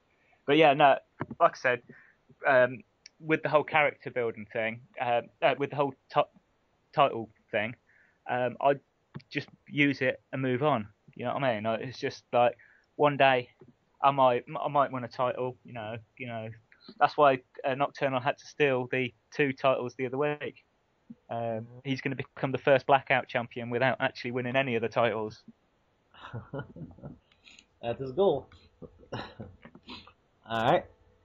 If you were to come stateside, what would be the first thing you'd want to do? Oh. Don't know. I don't actually know. There's so much, American women love the accent, bro. Just saying. Yeah, well, But you have a girlfriend, of course, so. Yeah. Well, whatever happens in the States stays in the States. No, I'm joking. She'll kill me if she listens back to this. He loves you. Well, sometimes she does. Right. But yeah, no, I don't know. I was, when everyone was going on about that a couple of years ago. It was like we're all going to meet up in New Orleans or whatever it was. Yeah. Yeah. No, I was down with that. I was going to come, but I hadn't told her, and basically she found out that I was talking to someone. I think I was talking to Pew about us all meeting up or something, and she put the ban hammer down on it. Yeah, I'm not going to the States without her. But yeah, I don't know what it is with her, but she don't like Pew for some reason, and she's never met him. But yeah, we move on. Next question. All right. As for those who don't know, what is the premise behind War Forged? This has got to be Ink. This has got to be. Yes. Is it? Yes. These questions are from Doug. Oh Yes. yeah, this has got to be a Doug question. It was something that was going on in my head at the time. It's going to be sort of like superhero cross with a bit like Dark Knight Rises, that sort of thing. It's sort of more reality based powers, EFED type thing. But it's one of those things that I'm one of these people that get so many ideas running through my head at the same time, and I've got I've got like you were saying about me writing horror movies and stuff like that. I've got about 50 books worth of stuff that I've started and I need to finish, and that's one of them. It's one I'll always start something and not finish it like that. But it's one of my faults. I can never follow. Well, no, actually, Doug's probably writing something in chat now about that. All right. Are there any movie villains that influenced Nock as a character? Yeah, Joker. You probably see a bit of him in there. The Devil's Rejects and House of a Thousand Corpses. I see a bit of those in there. Originally, Nock was he was a one-dimensional character. He was his father was a cult leader, and I had to think of a name for him because originally he was just called Nocturnal. There was no background story to him except he was locked away in an asylum. So eventually he became this cult leader, the son of a cult leader from Abilene in Texas, aka Alexander Koresh. Might ring a bell somewhere. And that's how he evolved into that. And at one point, it was even a corporation, chairman or chair. But bit strange. All right. You ready for the next one? Yep. Okay. How or when did you form your love for the horror genre? I was born with it. It's who I am. All right. Nah, something like that. So pretty much a long time. Yeah, definitely. Yeah, I'm more of a sci-fi fan. Yeah. But it's evolved into who I am. Who Nocturnal is over the years. Into the horror sort of thing. All right. Next question: who, as far as New Edge goes, is your favorite person to work with? That's a hard one. Yeah, at the moment, Father Nathan. He's like I said, him. I think I feuded with him. It's only just begun, sort of thing. And same with I've been feuding all the time with Judas Dathan. Oh yeah. And that's like 2 years. 2 years going still. Yeah. Since the day I kicked him out of 6. Yeah. And we've been feuding ever since. Johnny Styles, like I said, as I said earlier on the show, loved working with him. I want to finish that feud sort of thing at some point. I love working with Pandora. With characters bounce off of each other. So I'm looking forward to seeing how, with her return now, how she brings it to to the table sort of thing. Same with Apathy. Working with the Femme Fatales was probably one of my highlights of last year. Yeah, definitely. There's a few people that were here or have been here or over the years that I'd probably want to work with again, but they're not here at the moment. So watch this space, as they say. Your least favorite people to work with in NEW history? Oh, NEW history. There are a few, but I'd rather save it for the name game. Makes sense? Yeah. So describe your ideal Fed.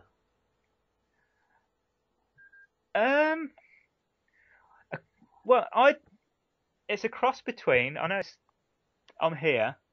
It's a cross between NEW for the relaxed side of things, and then PCW as well, because it was just fun. We did have a blast, and then because the other one is DWF.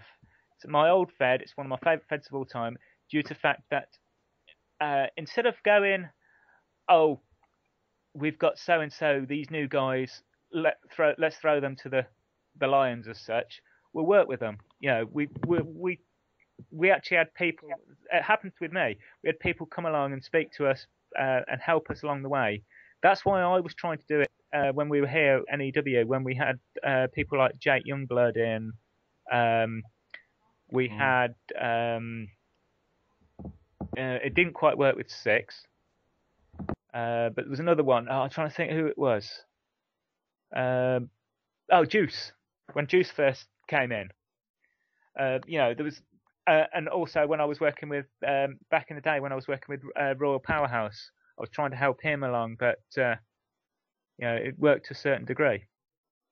And that's how I started with Deathstroke. Deathstroke was this new guy that came into the Fed, and he wanted to get involved in a storyline.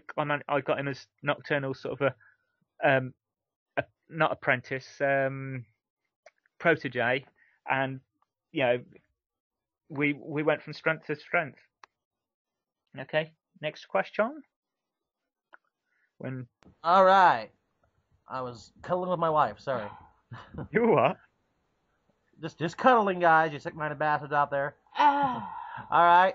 I am not going to ask that. Oh. Doug, what is wrong with you? He wants to know how many times a week do you wank? I can't believe you just asked that. I cannot believe you just asked that. Well, that's what he asked.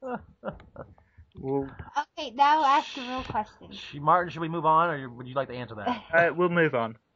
Okay. Ramble off several slang terms from your neck of the woods that we wouldn't know over here. Just give us a few. I'm trying to think what most of them you'd get over there anyway, because the problem with the UK at the moment is most of them are copied from over there. Yeah. But you got the usual sort of complete. This is a complete set of bollocks. This is what else? See, Martin, you say bollocks, we say balls. Yeah, no. Something like Hunter Valentine is a tosser. Sorry, Ron, if you're listening. That was good. Okay. Next question. Also, Doug is a sandwich short of a picnic. Yes. That's about okay. Mainstream now. How is it that you are so passive, yet you write so dark and aggressive? Okay. Well, a lot of what I in my head comes out in my role plays. Everybody's got to have their escape somehow. And that's one of the things with me.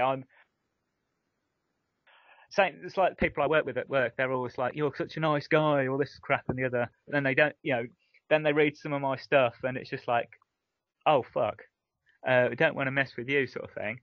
And same with when I'm doing my martial arts. Jimmy, aka Judas Statham, will probably vouch for this. You can be the coolest person, as in calm person, but as soon as you get on that mat or on in the ring, you just let it all fly. And I've like I said, I've been banned from fighting for a couple of years ago for about 6 months. I dislocated. I went excessive contact on one of my opponents. I hit the referee and shouted abuse at my opponent's corner. So it happens. That's why I try to channel it through my role plays. But it does happen. That I'll keep it away from the Fed such. Sometimes I've had bits of drama myself. I think I had bit of drama in the Fed a couple of months back when with the, I think when Ron, aka Hunter, went off on one of his little rants, and same with Shane Sparks as well. We've had our spats in chat, but I try to treat people how I would want to be treated myself. I agree. All right. Now, I got one more question. I'm actually going to have time for the name game, but I'm going to have to end this one and then do another one. Whoa, easy, Dylan. All right. The last question I have for you with the questions, really, to be honest. Okay. This is a big one. Why do you still do this, basically? What's your reasoning for still doing it for so long, and how much longer do you think you're going to be able to do it? Right. Escapism. Escape from my real world, my real life. I love to write. I love portraying characters. Here we go. Welcome, ladies and gentlemen, to part 2 of the Martin, aka Nocturnal, interview. I will not even try to go through all his character names. This will be the name game and final thoughts, basically. Probably take around an hour, maybe more, but probably around an hour, because some of the names he'll probably want to elaborate on, which is perfectly fine. Some he'll just want to give short answers to. Who knows? For anybody who's ever listened to the OOC from mine, I've done about 20 of them. This is normally the interesting part because everybody wants to get their name mentioned, so I'll try to mention as many as I can. And the final thoughts will be basically anything he has left to say with the open mic, basically. So there you go. Welcome back, Martin. Hey, how you doing? Good. Been on the radio already a while. I'm getting to know Martin way too well right now. Even about his sex life, I didn't need to know about the three-way really, but Doug wanted to know, so okay. Anyways, all right. We're gonna start off with this will basically be how you. It doesn't matter whatever you want to say about him, obviously. So I know the drill. Yeah, you've heard the show before, so you know. Yeah, I know. Yep. As a role player, as a person, whatever, don't matter. So here we go. At the request of my wife, since she's allowing me to do all this, I'm gonna say her name first. Scarlett Christina. Okay. Where do I start? The only real interaction with Scarlett I've had is in the chat room. Seems a nice young lady. Trying to be the gentleman here. And plus, she's your wife. I've feuded with her with Abdul Jub. I was going to say Abdul Jub. Someone else. That was that basketball player, isn't it? Abdul bin Hussein. Yeah. In one incarnation of Nu, with I think Inked as well was there as well. So yeah, I didn't really have much interaction with her other than that. She seems a nice person. She's got to put up with you, so she must be patient, very patient. Patient, that's the word for it. So, yeah, definitely. Alrighty. All right, moving on. We're gonna jump all around the place on names because I'm gonna give this link to ACW as well because you've been a big part of that group. That's like NEW Part 2 over there. Definitely. Still over there. So I'm definitely gonna mention them as well, and I'm gonna try to throw out some Fed Wars names. If you don't know nothing about them, just say you don't know anything about them. That'll make it a lot simpler.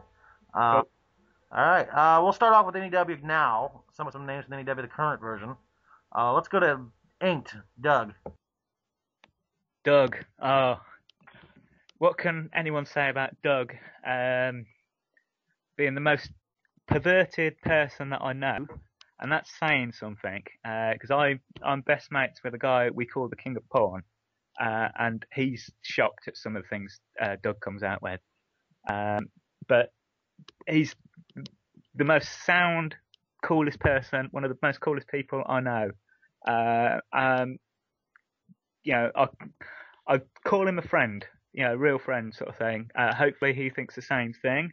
But he's sound as a pound. He's, great bloke. I've come to know him through NEW. I was aware of him on GFed, being around, but I didn't really have much to do with him. But since I've come over here, especially, I'd say, especially this last year and a half, he's just good all round bloke. I don't, I've got no bad things to say against him.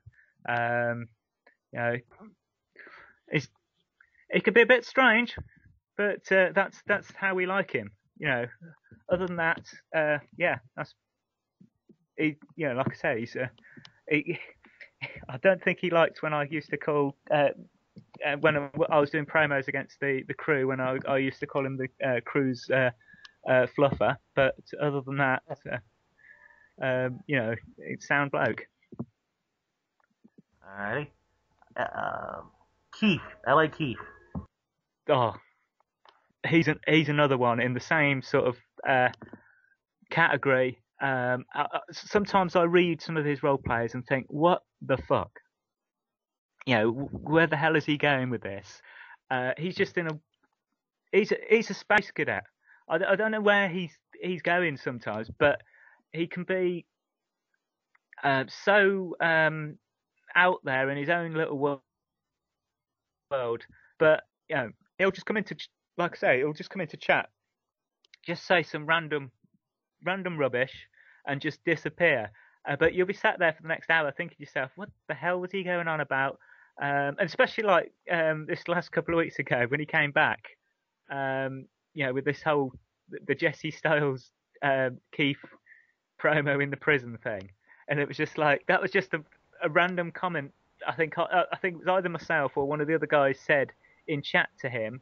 Yeah, because that was it. It was where's Keith been? Someone said, and he's in space, and I says, oh no, he's been in prison with you, Jesse. And next thing we know is this role play appears. But yeah, I've not really had that much to do with him other than that, talking in chat. Because he came over with, didn't he come over originally with like the Tommy Kane, Ophelia Payne and Ophelia and all those sort of thing. And he seems to be one of the only ones that sort of has stuck around, and he keeps coming back and going and coming back. He seems to be a sound guy. Mm-hmm. Okay, well, there'll be a few names on this anniversary you probably haven't chatted with before. Yeah. But I'm sure you've read the role plays at least. Yeah, definitely. Yeah, there we go. Next up, Ryan Omega. Ryan Omega, a.k.a. Ryan Omega. Mr. 2012. Yeah. Yeah. Like I say, I've read his stuff. I've chatted to him. Seems a sound guy. He's off. Isn't he off at uni at the moment or something like that? No, he just got his girlfriend pregnant. He's just been busy with work. He's about to start back in NEW here very shortly. Wow, that's exclusive because I didn't even know that. Congratulations to him and his girlfriend. If that's the thing he wants, if he's going for it, I'm happy for him. A bottle of water and give me some water. But yeah, no, I first became aware of him when I think he was in the other incarnation of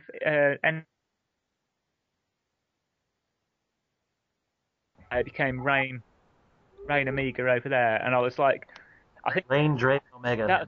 I think when I was looking through the Fed one day, I just happened to see the picture of his poser, and it was just like, oh, hello, who's this? How are you doing, as Joey would say. And then realised it was a bloke, in character, sort of out of character sort of thing. So, and I just got chatting to him, and seems a cool guy. He's same as a lot of the guys and gals here. That's just likes to write entertaining role plays, have a laugh. Just doesn't like the drama as such. Tries to stay out of the drama. But yeah, it'd be good to have him back in the Fed. All right, next up, Gaff, aka Chef Roberto as well. Gaff is he's one of these people. I used to be in the chat rooms when we used to do the radio shows on Talk Show, and there'd be Chef Roberto. He'd appear on radio or appear in chat, and I'd be like, who the bloody hell is this? I was aware of Gaff and Kevin Rouser, or Uncle Rouser as he used to be called at some point. and think, who's this strange dude? It's just this random comedy character that's appeared. But since getting to know him, especially the last 6 months, probably mainly from the time when you went off on your break, got to speak to him a lot, understanding how the Chef Roberto character is, and he's just a funny guy. Like the whole when we were doing the pay-per-view, I think me and Doug were talking about doing the pay-per-view in Brazil, and then we set the pay-per-view up, so everybody knew they were on their way to the pay-per-view in a boat, so it was going to be the week after. And then Doug came to me and he went, "Oh, Martin, we need to put the pay-per-view back a week, but how are we going to do this?" And I was like, "Well, we can get someone to crash the boat." And it was like, who can we do that? And then at the time, Gaff was he just signed. No, he was just coming in to chat, and he was going on about wanting to come back and all this sort of the other. And we went, "Oh no, I'll speak to Gaff." Got him to sign up. He got his contracts, and I said, "Right, Gaff, or Chef Roberto, whatever you want to be called, we need you to do a comedy, because his comedy is just pure fun. It's just a laugh. His role plays are." And I said, "Right, we need you to do a segment for the end of the show where something to do with the boat. We'll get so we can put the pay-per-view back a week."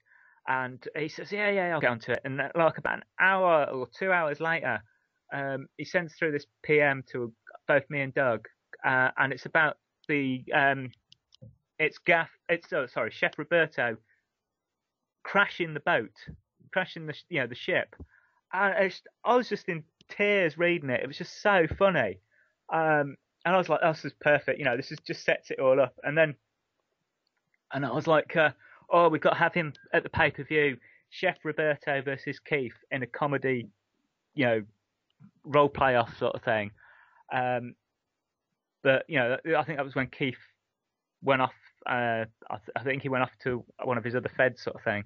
But we need to build that up. That needs now that we've got Keith back, we need to get Chef Roberto for that one match. That would be funny as hell. But yeah, I've had conversations with Gaff about his ex-next door neighbours, and it's like, he's come to me for advice about it, and or what about citizens' advice, which is a thing over here, and all this sort of thing. But it's sound bloke. Seems once, especially like that last show on the last incarnation of NEW before you came back, he wrote that whole entire show on his own.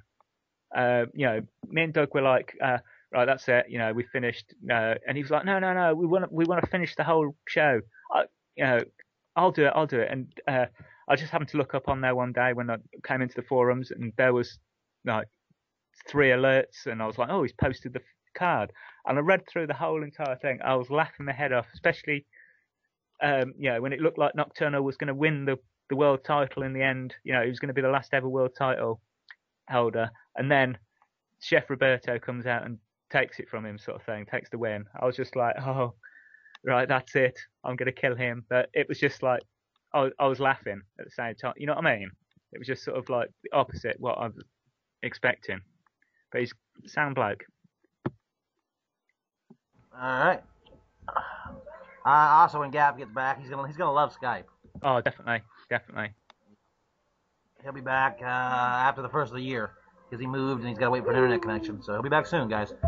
All right, Tommy Kane. I know you don't know much about him, but whatever. Tommy Kane, he came in with all the, like I said, Keith and Ophelia and all those. And he came in and he was just blowing everyone away with his role plays. This was when it was them guys, the Misfits, came in, and I think he got thrown in against the crew, so he was having like a different crew member each week, and he was beating them. He went through, and he came to me. in the match, and I read his role play. I was like, oh shit, I got to pull something out of my hat this week to get to get the win here, because I didn't want to make it look like it was like the crew was supposed to be this big ultimate stable, and like he'd already beat I think 2 or 3 of the members, and there was just like I think it was Triple X left for him to go up against Johnny, me, and I don't think he'd faced apathy at that time, and so I was like, I can't let the guys down. So I role played, and I beat him, and I was like, whoa. I was shocked that I actually beat him at the time. I even said to Ro at the time of the role plays coming, his role play coming through, saying, "Oh God, I don't think I'm going to beat this one this week. He's really, really talented. He's got the comedy down. He's got the story down. And as far as I can tell from I've seen him in other feds as well. He seems to be a good acquisition for the team, for the Fed. Plus, also he seems like a nice guy. Gets on, really well. We don't tend to see him much in chat these days. I know we did the last time he was around, because it used to be him and is it Chip? I think him and Chip used to be in. Well, didn't they share? I think they shared a house or something, and they used to be alternately on in the chat room sort of thing, and so we got to know him sort of through that, and he seems a nice guy, but like I say, I haven't really had that much lately to do with him. Okay. All right, just bear with me, dude. Yeah, I mute my microphone so you don't hear all the background noise, and I gotta get back to it when you're done talking. All right. Anyways, moving on. Next up, as soon as I get back to my roster here. I don't know if you know much about him. He's on our roster again for the second time. Tyler Storm. Story. Oh, this is the guy from Strike, isn't it? Yeah. I've had a couple of conversations with him and him in chat, talking about his character. Other than that, all I've just seen him around on the forums and stuff like that. Read his role plays, seems to be okay. Well, the build up of his characters. I think he wasn't around for that long last time. I don't think he just sort of appears for a couple of weeks and then disappears for a couple of months, and then comes back again and goes again, and he seems that sort of thing. So until I see a sort of a bigger body of his work sort of thing, I can't really judge. Right. All right. Okay. Next up, we have Father Nathan O'Connell and AKA Cronin as well. So did you say Father Nathan and Cronin? The same person. Well, it's the same. It's the same person. Very talented. Mm-hmm. We need to see more of him in the chat. We used to see Val all the time, but she hasn't been around lately. But I love reading the Father Nathan role plays. They're just Nocturnal. He's had 3 big feuds over the years with 3 sort of priest type characters. And the biggest one was a guy from the DWF called the Holy Roller. And then there was like Rhea Sarah, and now Father Nathan. And Father Nathan, we've only had 2 matches, and it's already getting up there with one of my favourite feuds of all times. So we play off each other's role plays so well. Like that last match we had in Brazil. Just like I wrote that match, and it was just so fun to write that match because we just had such a good laugh with it. Playing off the role plays. Like I said earlier on the other show about the whole exorcism role play he did. It was like an episode of The X-Files crossed with The Exorcist, and I would so watch that film if it was there. I would so watch that film. The Father Nathan character is such a cool character, and I'm not just saying that because he's just a cool character. And as the person, I don't know a lot about him except that he's with Valora. But other than that, and Cronin character, I've read some of his stuff. I must admit I don't read as much as I should. But I'm a pro Father Nathan at the moment, definitely. All right. Next up, a guy that's on our roster still, but he's obviously inactive for who knows how long. But I'm sure you have opinions on this guy. Longest reigning NEW champion in history, Triple X. What can be said about Triple X that hasn't been said a million times by anyone? Definitely. Still likes to hear it. When I first became aware of Triple X, it was through the forums on GFED, and I just thought at the time, who is this arrogant prick? He's just like trolling the forums, trying to make a name for himself by just shouting abuse at everybody, or just chiming in with some sort of random comment. But then, when I got to know him, when I eventually came over to NEW and started chatting with him in chat and got to know him through how he really is, and yes, he can be a bit arrogant sometimes, but that's him. We know it's not malicious. That he's being sarcastic half the time, but he's our Triple X. I'd go out with a drink with him, sort of thing. He's a good laugh. He's got my sense of humour, but he actually says what I'm thinking. You know what I mean? It's just sort of like, it's the stuff you would want to say yourself, but you don't say it. But he's a sound guy, very talented. Also, not just because of his artwork and stuff like that. His role plays. He became world champion and was the longest world champion for a long time. And there's a reason why. It's not. It's not the whole. I know there's a whole conspiracy theory, but I believe he's a talented guy. He is the champ still. I'd love to work with him again. I only really had one or two proper matches with the guy, but I'd like to one day work with Triple X when we can get him out of retirement and get him back into where he belongs, and listen to him on the radio as well. The Jesse and Triple X shows used to be just make me. Yeah. Good times, man. Good times. Okay, so I had a question about that. I normally I don't do this, but I had a question for you. So it's a guy that's been kind of around for a long time now, especially in NEW, kind of, but hasn't been able to voice his opinion really. Just type it.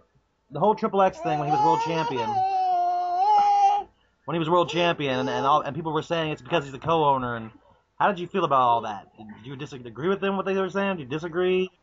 It kind of ruined him. Yeah. It made him not want to roleplay anymore. That's kind of why he retired. When it first happened at Justice, I think was it Justice when he got the world title for the first time? It was the pay-per-view before that when he beat Roger Wright and Demented. Yeah, because Justice was when Matt Slater joined up with him, wasn't it? Yeah.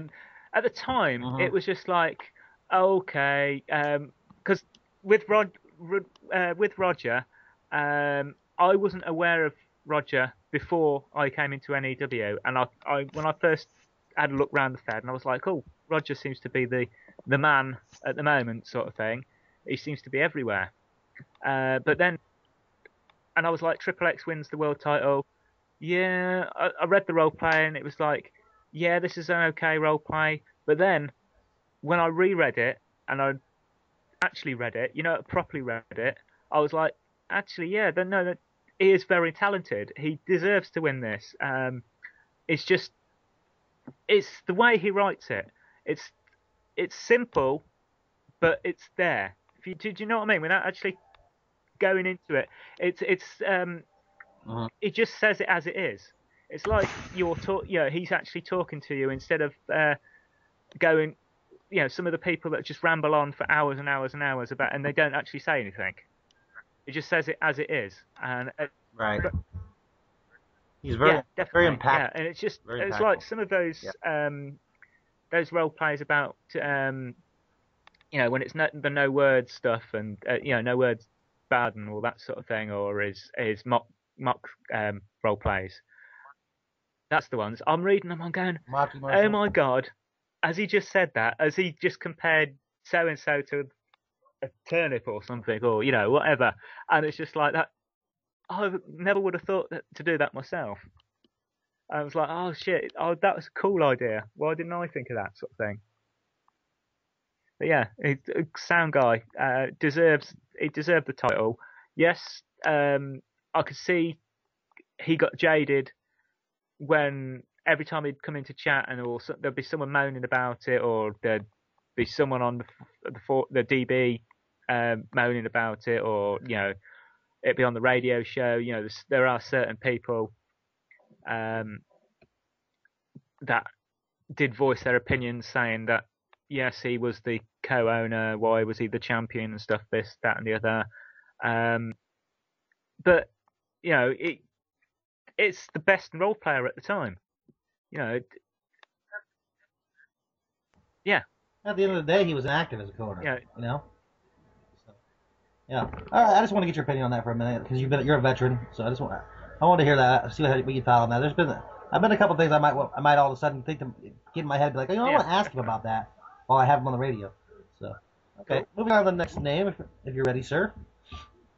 Next up, Renegade, the guy who just came back. He was a part of PCW for a while. Now Renegade, he's back. Been doing some work. He was in PCW. I remember him coming over when we had the draft. He came in with it was Red Rum, and there was another guy. God, I can't remember what the other guy was. But the guy I faced in the first match at PCW, and he no-showed, and it was just a case of, oh god, here we go. Red Rum's not appearing. This other guy didn't turn up, and it was just like, what is it with the PCW alumni as such? Are they going to be like this? But I've seen his stuff recently, and I saw his stuff when he was in PCW. Seems like a talent that we can work with, because that's what I like. I'm like to do is actually work with people instead of just sort of going, oh, I'm better than them, or they don't deserve to be in a match with me, or what. There's some people out there that will do that. They won't do their own. They just want to stick to their own storylines. They won't want to go outside of the bubble as such. You just work with what you're given. I mean, if you put me down in a match with whoever, I'll work with that. It's not. I won't go, oh bloody hell, I was working up a feud with so and so. I like to work with them. Everybody. If I haven't worked with them, it's brilliant. Someone different to work off. And a Renegade seems like a person that I could work with down the line somewhere. Alrighty. Next up. Sorry, I'm also talking to Mr. Demented on Skype as well because he's trying to talk to me about graphics.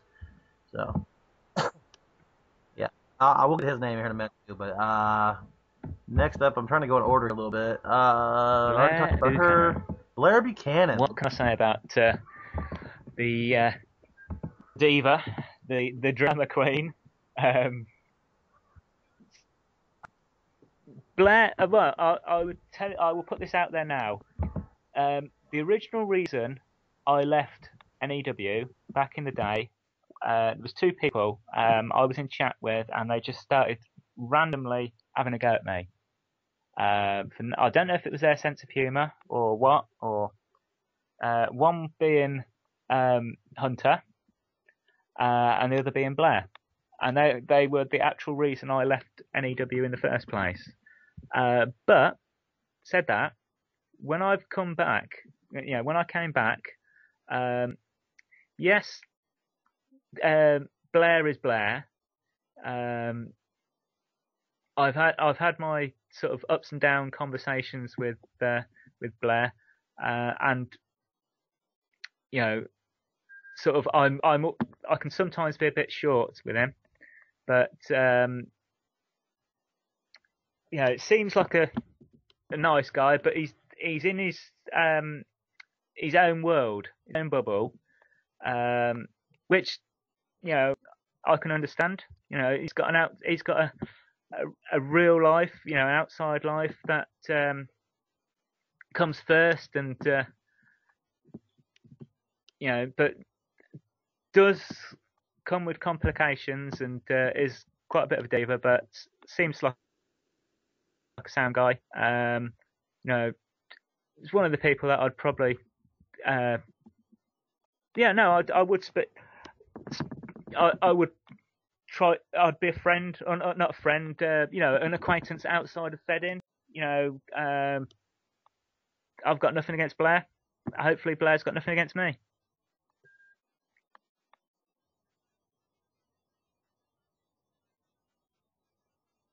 All right.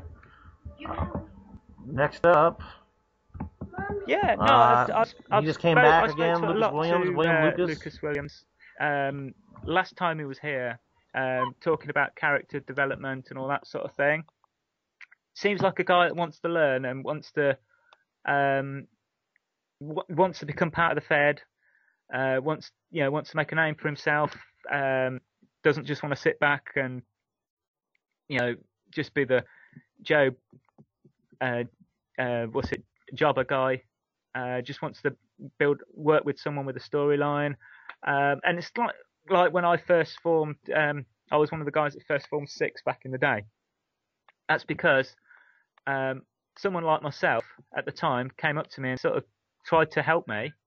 And that's what I like to do. And I think if someone like Lucas, probably who've we got? Renegade, probably. A couple of others got together, formed their own sort of group. So that's why I said group as such, not stables. But you know what I mean? Alliance, they got together, work. You what? You said I'm you're censoring censoring people, Knock. Oh, don't start on the censorship. I'm censoring people. Yeah, but if they got together, formed some sort of alliance, okay, got together, built some storylines, worked their way through the Fed, I think that'd be the next big thing. They need to, like I said, they need to get together, chat it through on PC, get together with yourself or Doug, or even myself, speak to building it up to be the next big thing. I think they can do it. Lucas has got the talent there. There's a few others around that could work with them. It's not all about the crew and the foundation and the few odds and sods that are sort of. Yeah, that was kind of the point of the whole stable thing that we did, the angle I did. I don't want it to be about just the crew and foundation anymore. In its own way, killed NEW quite a few times over the last couple of years. It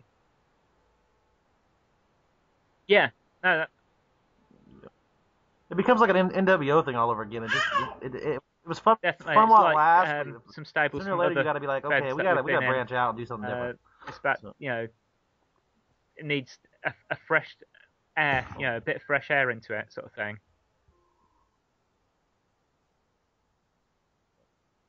Yep. All right. Next name, my youngest son on top of my back, but I'll try to get to the next name before there's too much noise. So I can mute my microphone. Okay, moving on. I remember him back Colt Cash. when he first came into the Fed Wars. Sorry, not Fed. I think it was G-Fed when he came into, I think, GWA, or one of those offshoots of, Doug's Fed.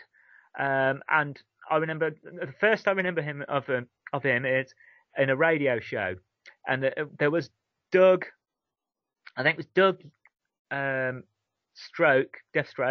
and Ed, I think, on the radio, and then you just heard this little squeaky voice in the background say, hello, how are you?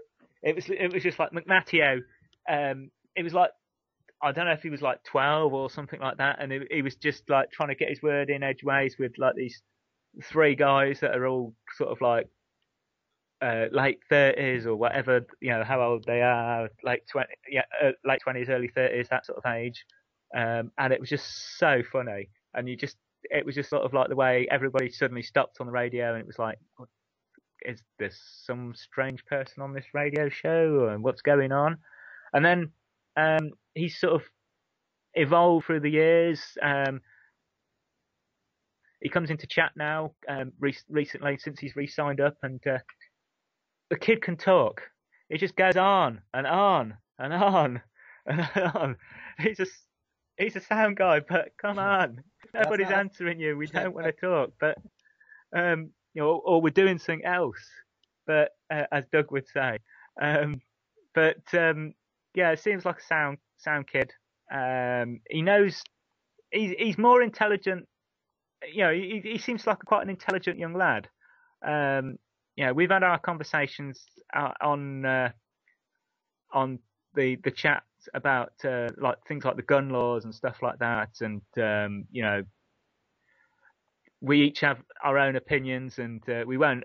I don't think we'll agree on that, but it's how we are.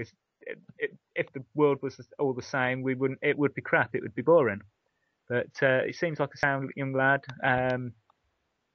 But he just chats on and on. Okay. Yeah.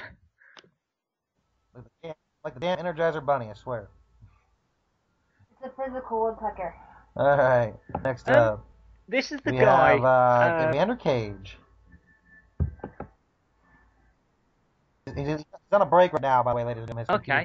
Took a pity buying a new one about. This is the guy that Hunter was raving about, saying, "Oh, he should be this world champion. He should be like main eventing all this, that, and the other." And I was like, at the time, I was like, "Oh, yeah, I'm not gonna, I've not really seen much of this guy. I think he was like the king of some other fed he was in, and." I've read his stuff, and yeah, he is a good, talented guy. But the Fed is full of talented guys. So it's like, everybody has to earn. No, that's wrong. That sounds wrong. Earn their spot. Everyone has to work with each other. It's like I could say there's about 10 people in there, probably more than that are have been world champions in other feds they've been in, but they're, you can only have one world champion and a few main event stars. But he seems to be, he'd be that next person. Maybe he could join with Lucas and Renegade and sort of become more of a face, a person. Whereas, in my opinion, this is my humble opinion, I don't think I've actually seen the real Evander Cage in a role play. I've not really. It's not jumped out at me as much as I was expecting it to from some people's build up to him. It's nothing against the guy himself. I've got no bad word against the guy himself, but it's just in my opinion, as a role player, he just needs to get involved in a storyline, get himself known a bit more. Come into chat, come and speak to us. We're not all scary. Well, yeah. Yeah. Vander, he's a great guy. Just definitely would like to see some more interaction for anybody that comes to the NAW, man. We thrive on interaction. Interact with us, and we'll get you rolling. That's for sure. And that's another big difference. I want to add to your point. I haven't been trying to interrupt you much, but the NAW's talent pool, even though we're not as talented as we used to be, we still have multiple world champions in this Fed. So it's hard to have. You can't have multiple world champions. So there is going to be. That's just the way it is. Anyways. moving on. I just wanted to elaborate. I really Johnny like Styles. What can I say? Okay.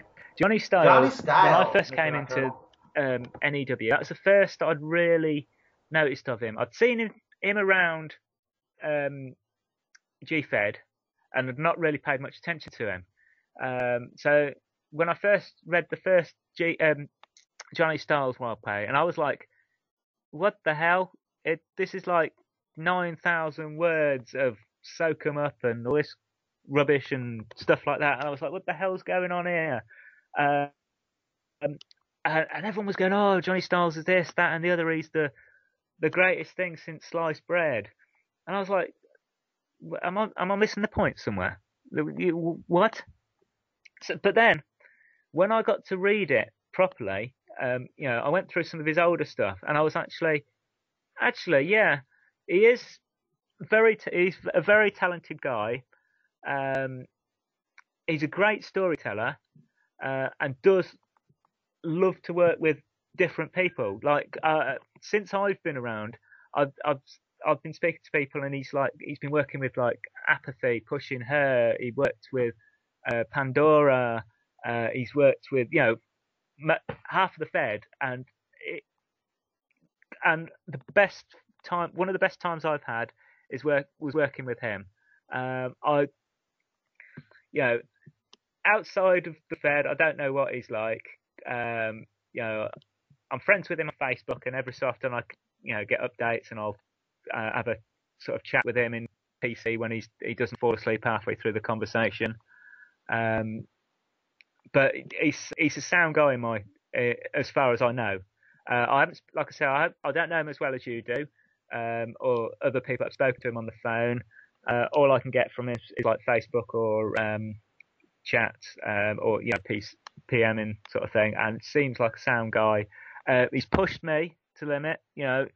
I think when I started feuding with Johnny, that was the push that pushed me to that next level, I hope. And that was, yes, I was losing my matches with for the world title and stuff like that, but it was pushing me to become a better role player. And I, like I said earlier, my role players have gone from being 300 to 400 word, in-ring promo, "This is Nocturnal, I'm going to destroy you," sort of thing, to 4,000, 5,000 word stories, with the Nocturnal, "I'm going to destroy you." But other than that, I've become a better writer because of him, and because of quite a lot of people in this Fed. But him being one of the ones to actually push me to do it. And seems like a sound guy. Yeah.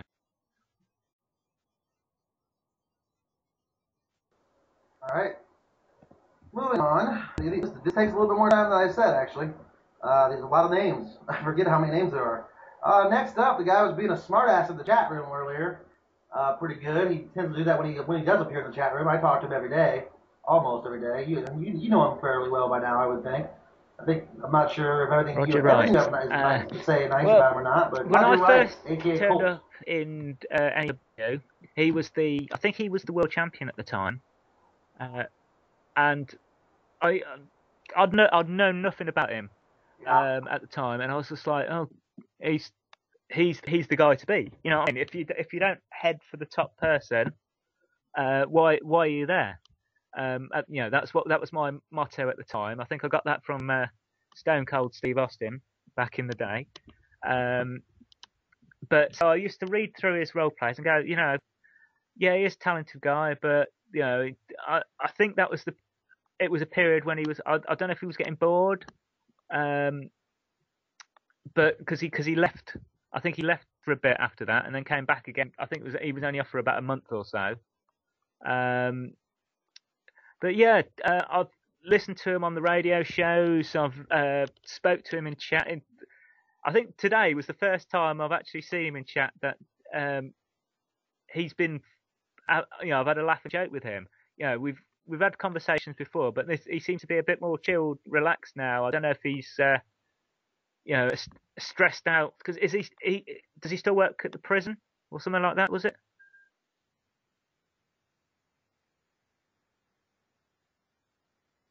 He's actually laid off. He got laid off. He'd been talking about it for a while that it was coming. Like, literally talked about it for like a year that it was coming, and then it finally happened to him. He's going to school, and he's got unemployment, and his wife works. He's less stressed, though. I can tell you why. Yeah, no, I read read play anymore, and when he was big role. He loves the Colt character. The Colt character in the NEW when you were off on your when you were on your break. You could see from reading the role plays that he was having fun. It was a completely different character for him. He seemed like chilled and relaxed, whereas the Roger Wright role plays, it was just sort of like, oh, I've got to role play this week, so I'll just put something up. That's how it came across, in my opinion. But very talented. Seems like a sound guy. That's all I can really say.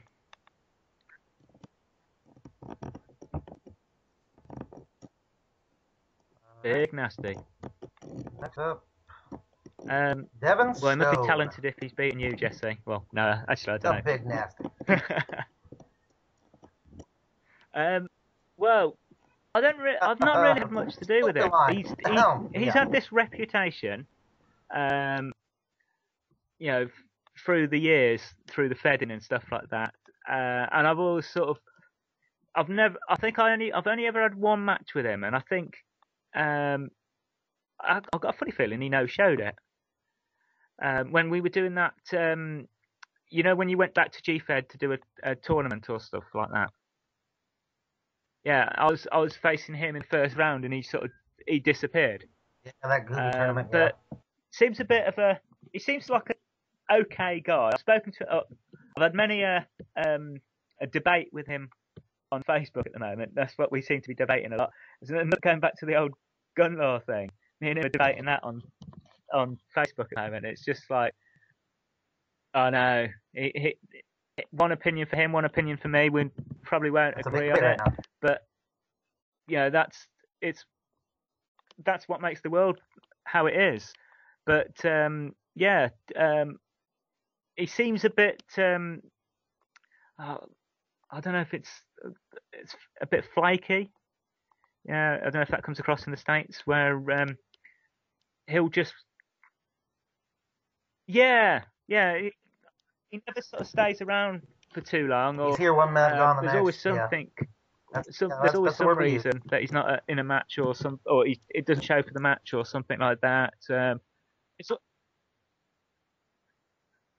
Yeah. Well, it's like I've been reading on the forums earlier. He was going on about this Winter Classic on, and he's like, I'll role play for this, and it's like, Devon, the match was 2 days ago. Sort of like you're a bit late. But he seems. Oh, well, I'm just going on his reputation, so I don't know. I've got no opinion other than that from what I've heard. But next.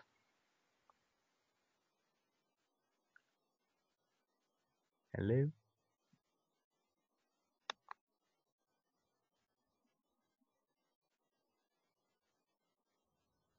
Okay.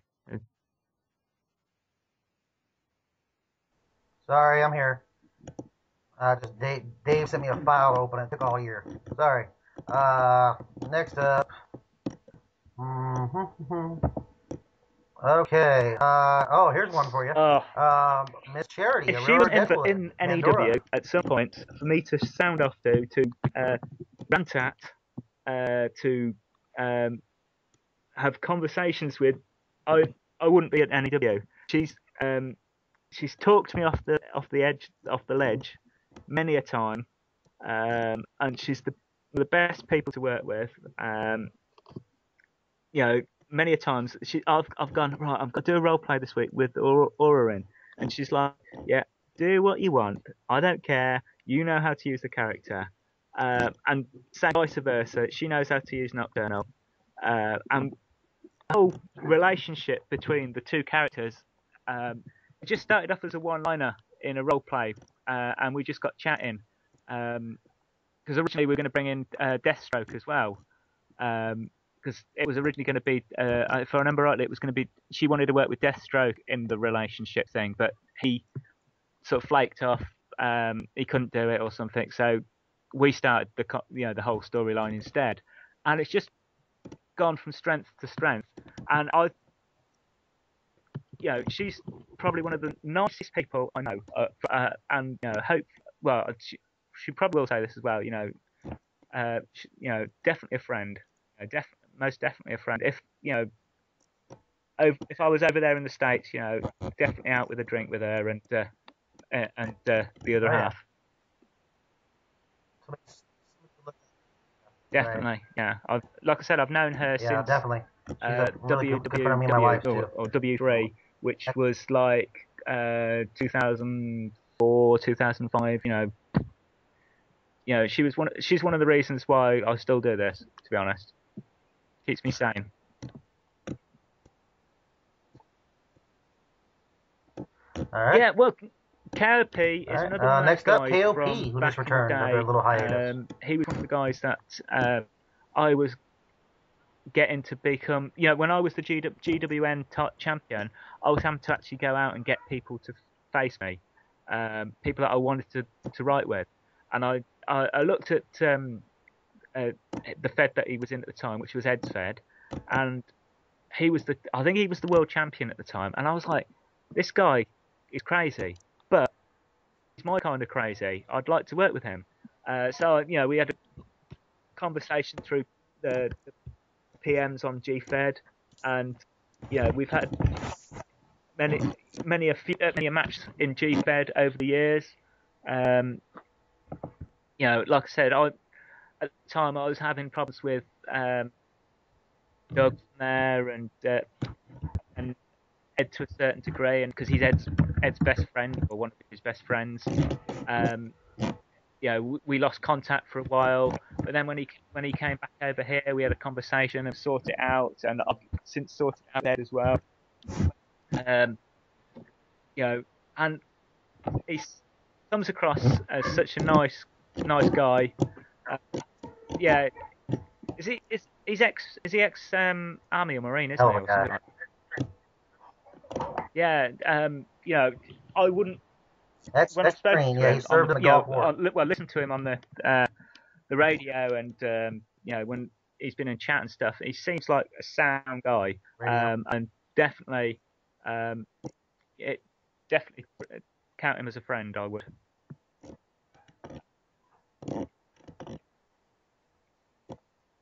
Me too. All right, we're near the end of the NEW roster. We're not quite there yet. Next up, Apathy. What can I say about Holly? Her and Charity, aka Aura, have kept me sane. She's kept me sane as well. I've had conversation. She's helped me out with conversations when I was going through the last break I had from NEW when I was having problems with the girlfriend. With her illness and stuff like that. She was talking me down. She was going through speaking to me how I would want my friends to talk to me. My friends were all doing the whole sympathy, not actually tiptoeing around what the subject is about. And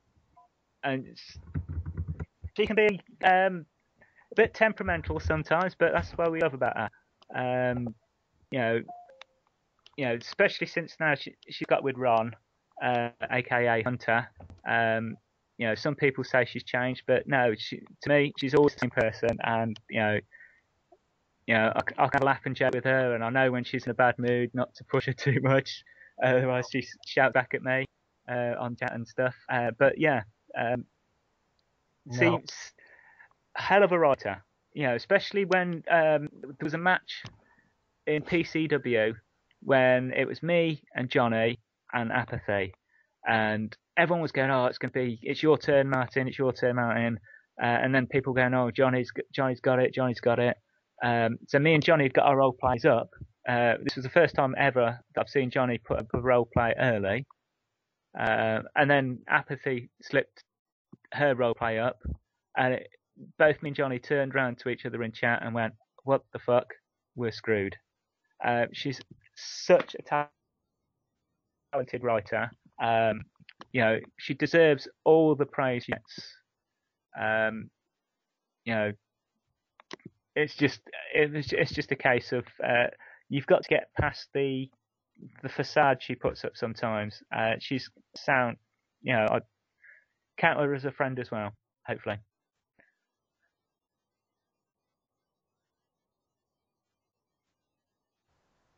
All right. Next up, we have another female DNW. Some people outside of DNW say she's not all the hype. Hell of a talent. That people make her out to be. I disagree. We'll see what you think. NEW is actually better with her in it. The problem I've got with her, it's not so much with her. It's she's in like 78 different feds and spreads herself thin as such. If she concentrated on a couple of feds, should be such. Well, she is a brilliant talent. I don't know why. If there is this controversy around her, but I think she's. Well, look at what happened. She was in the Fed a couple of weeks.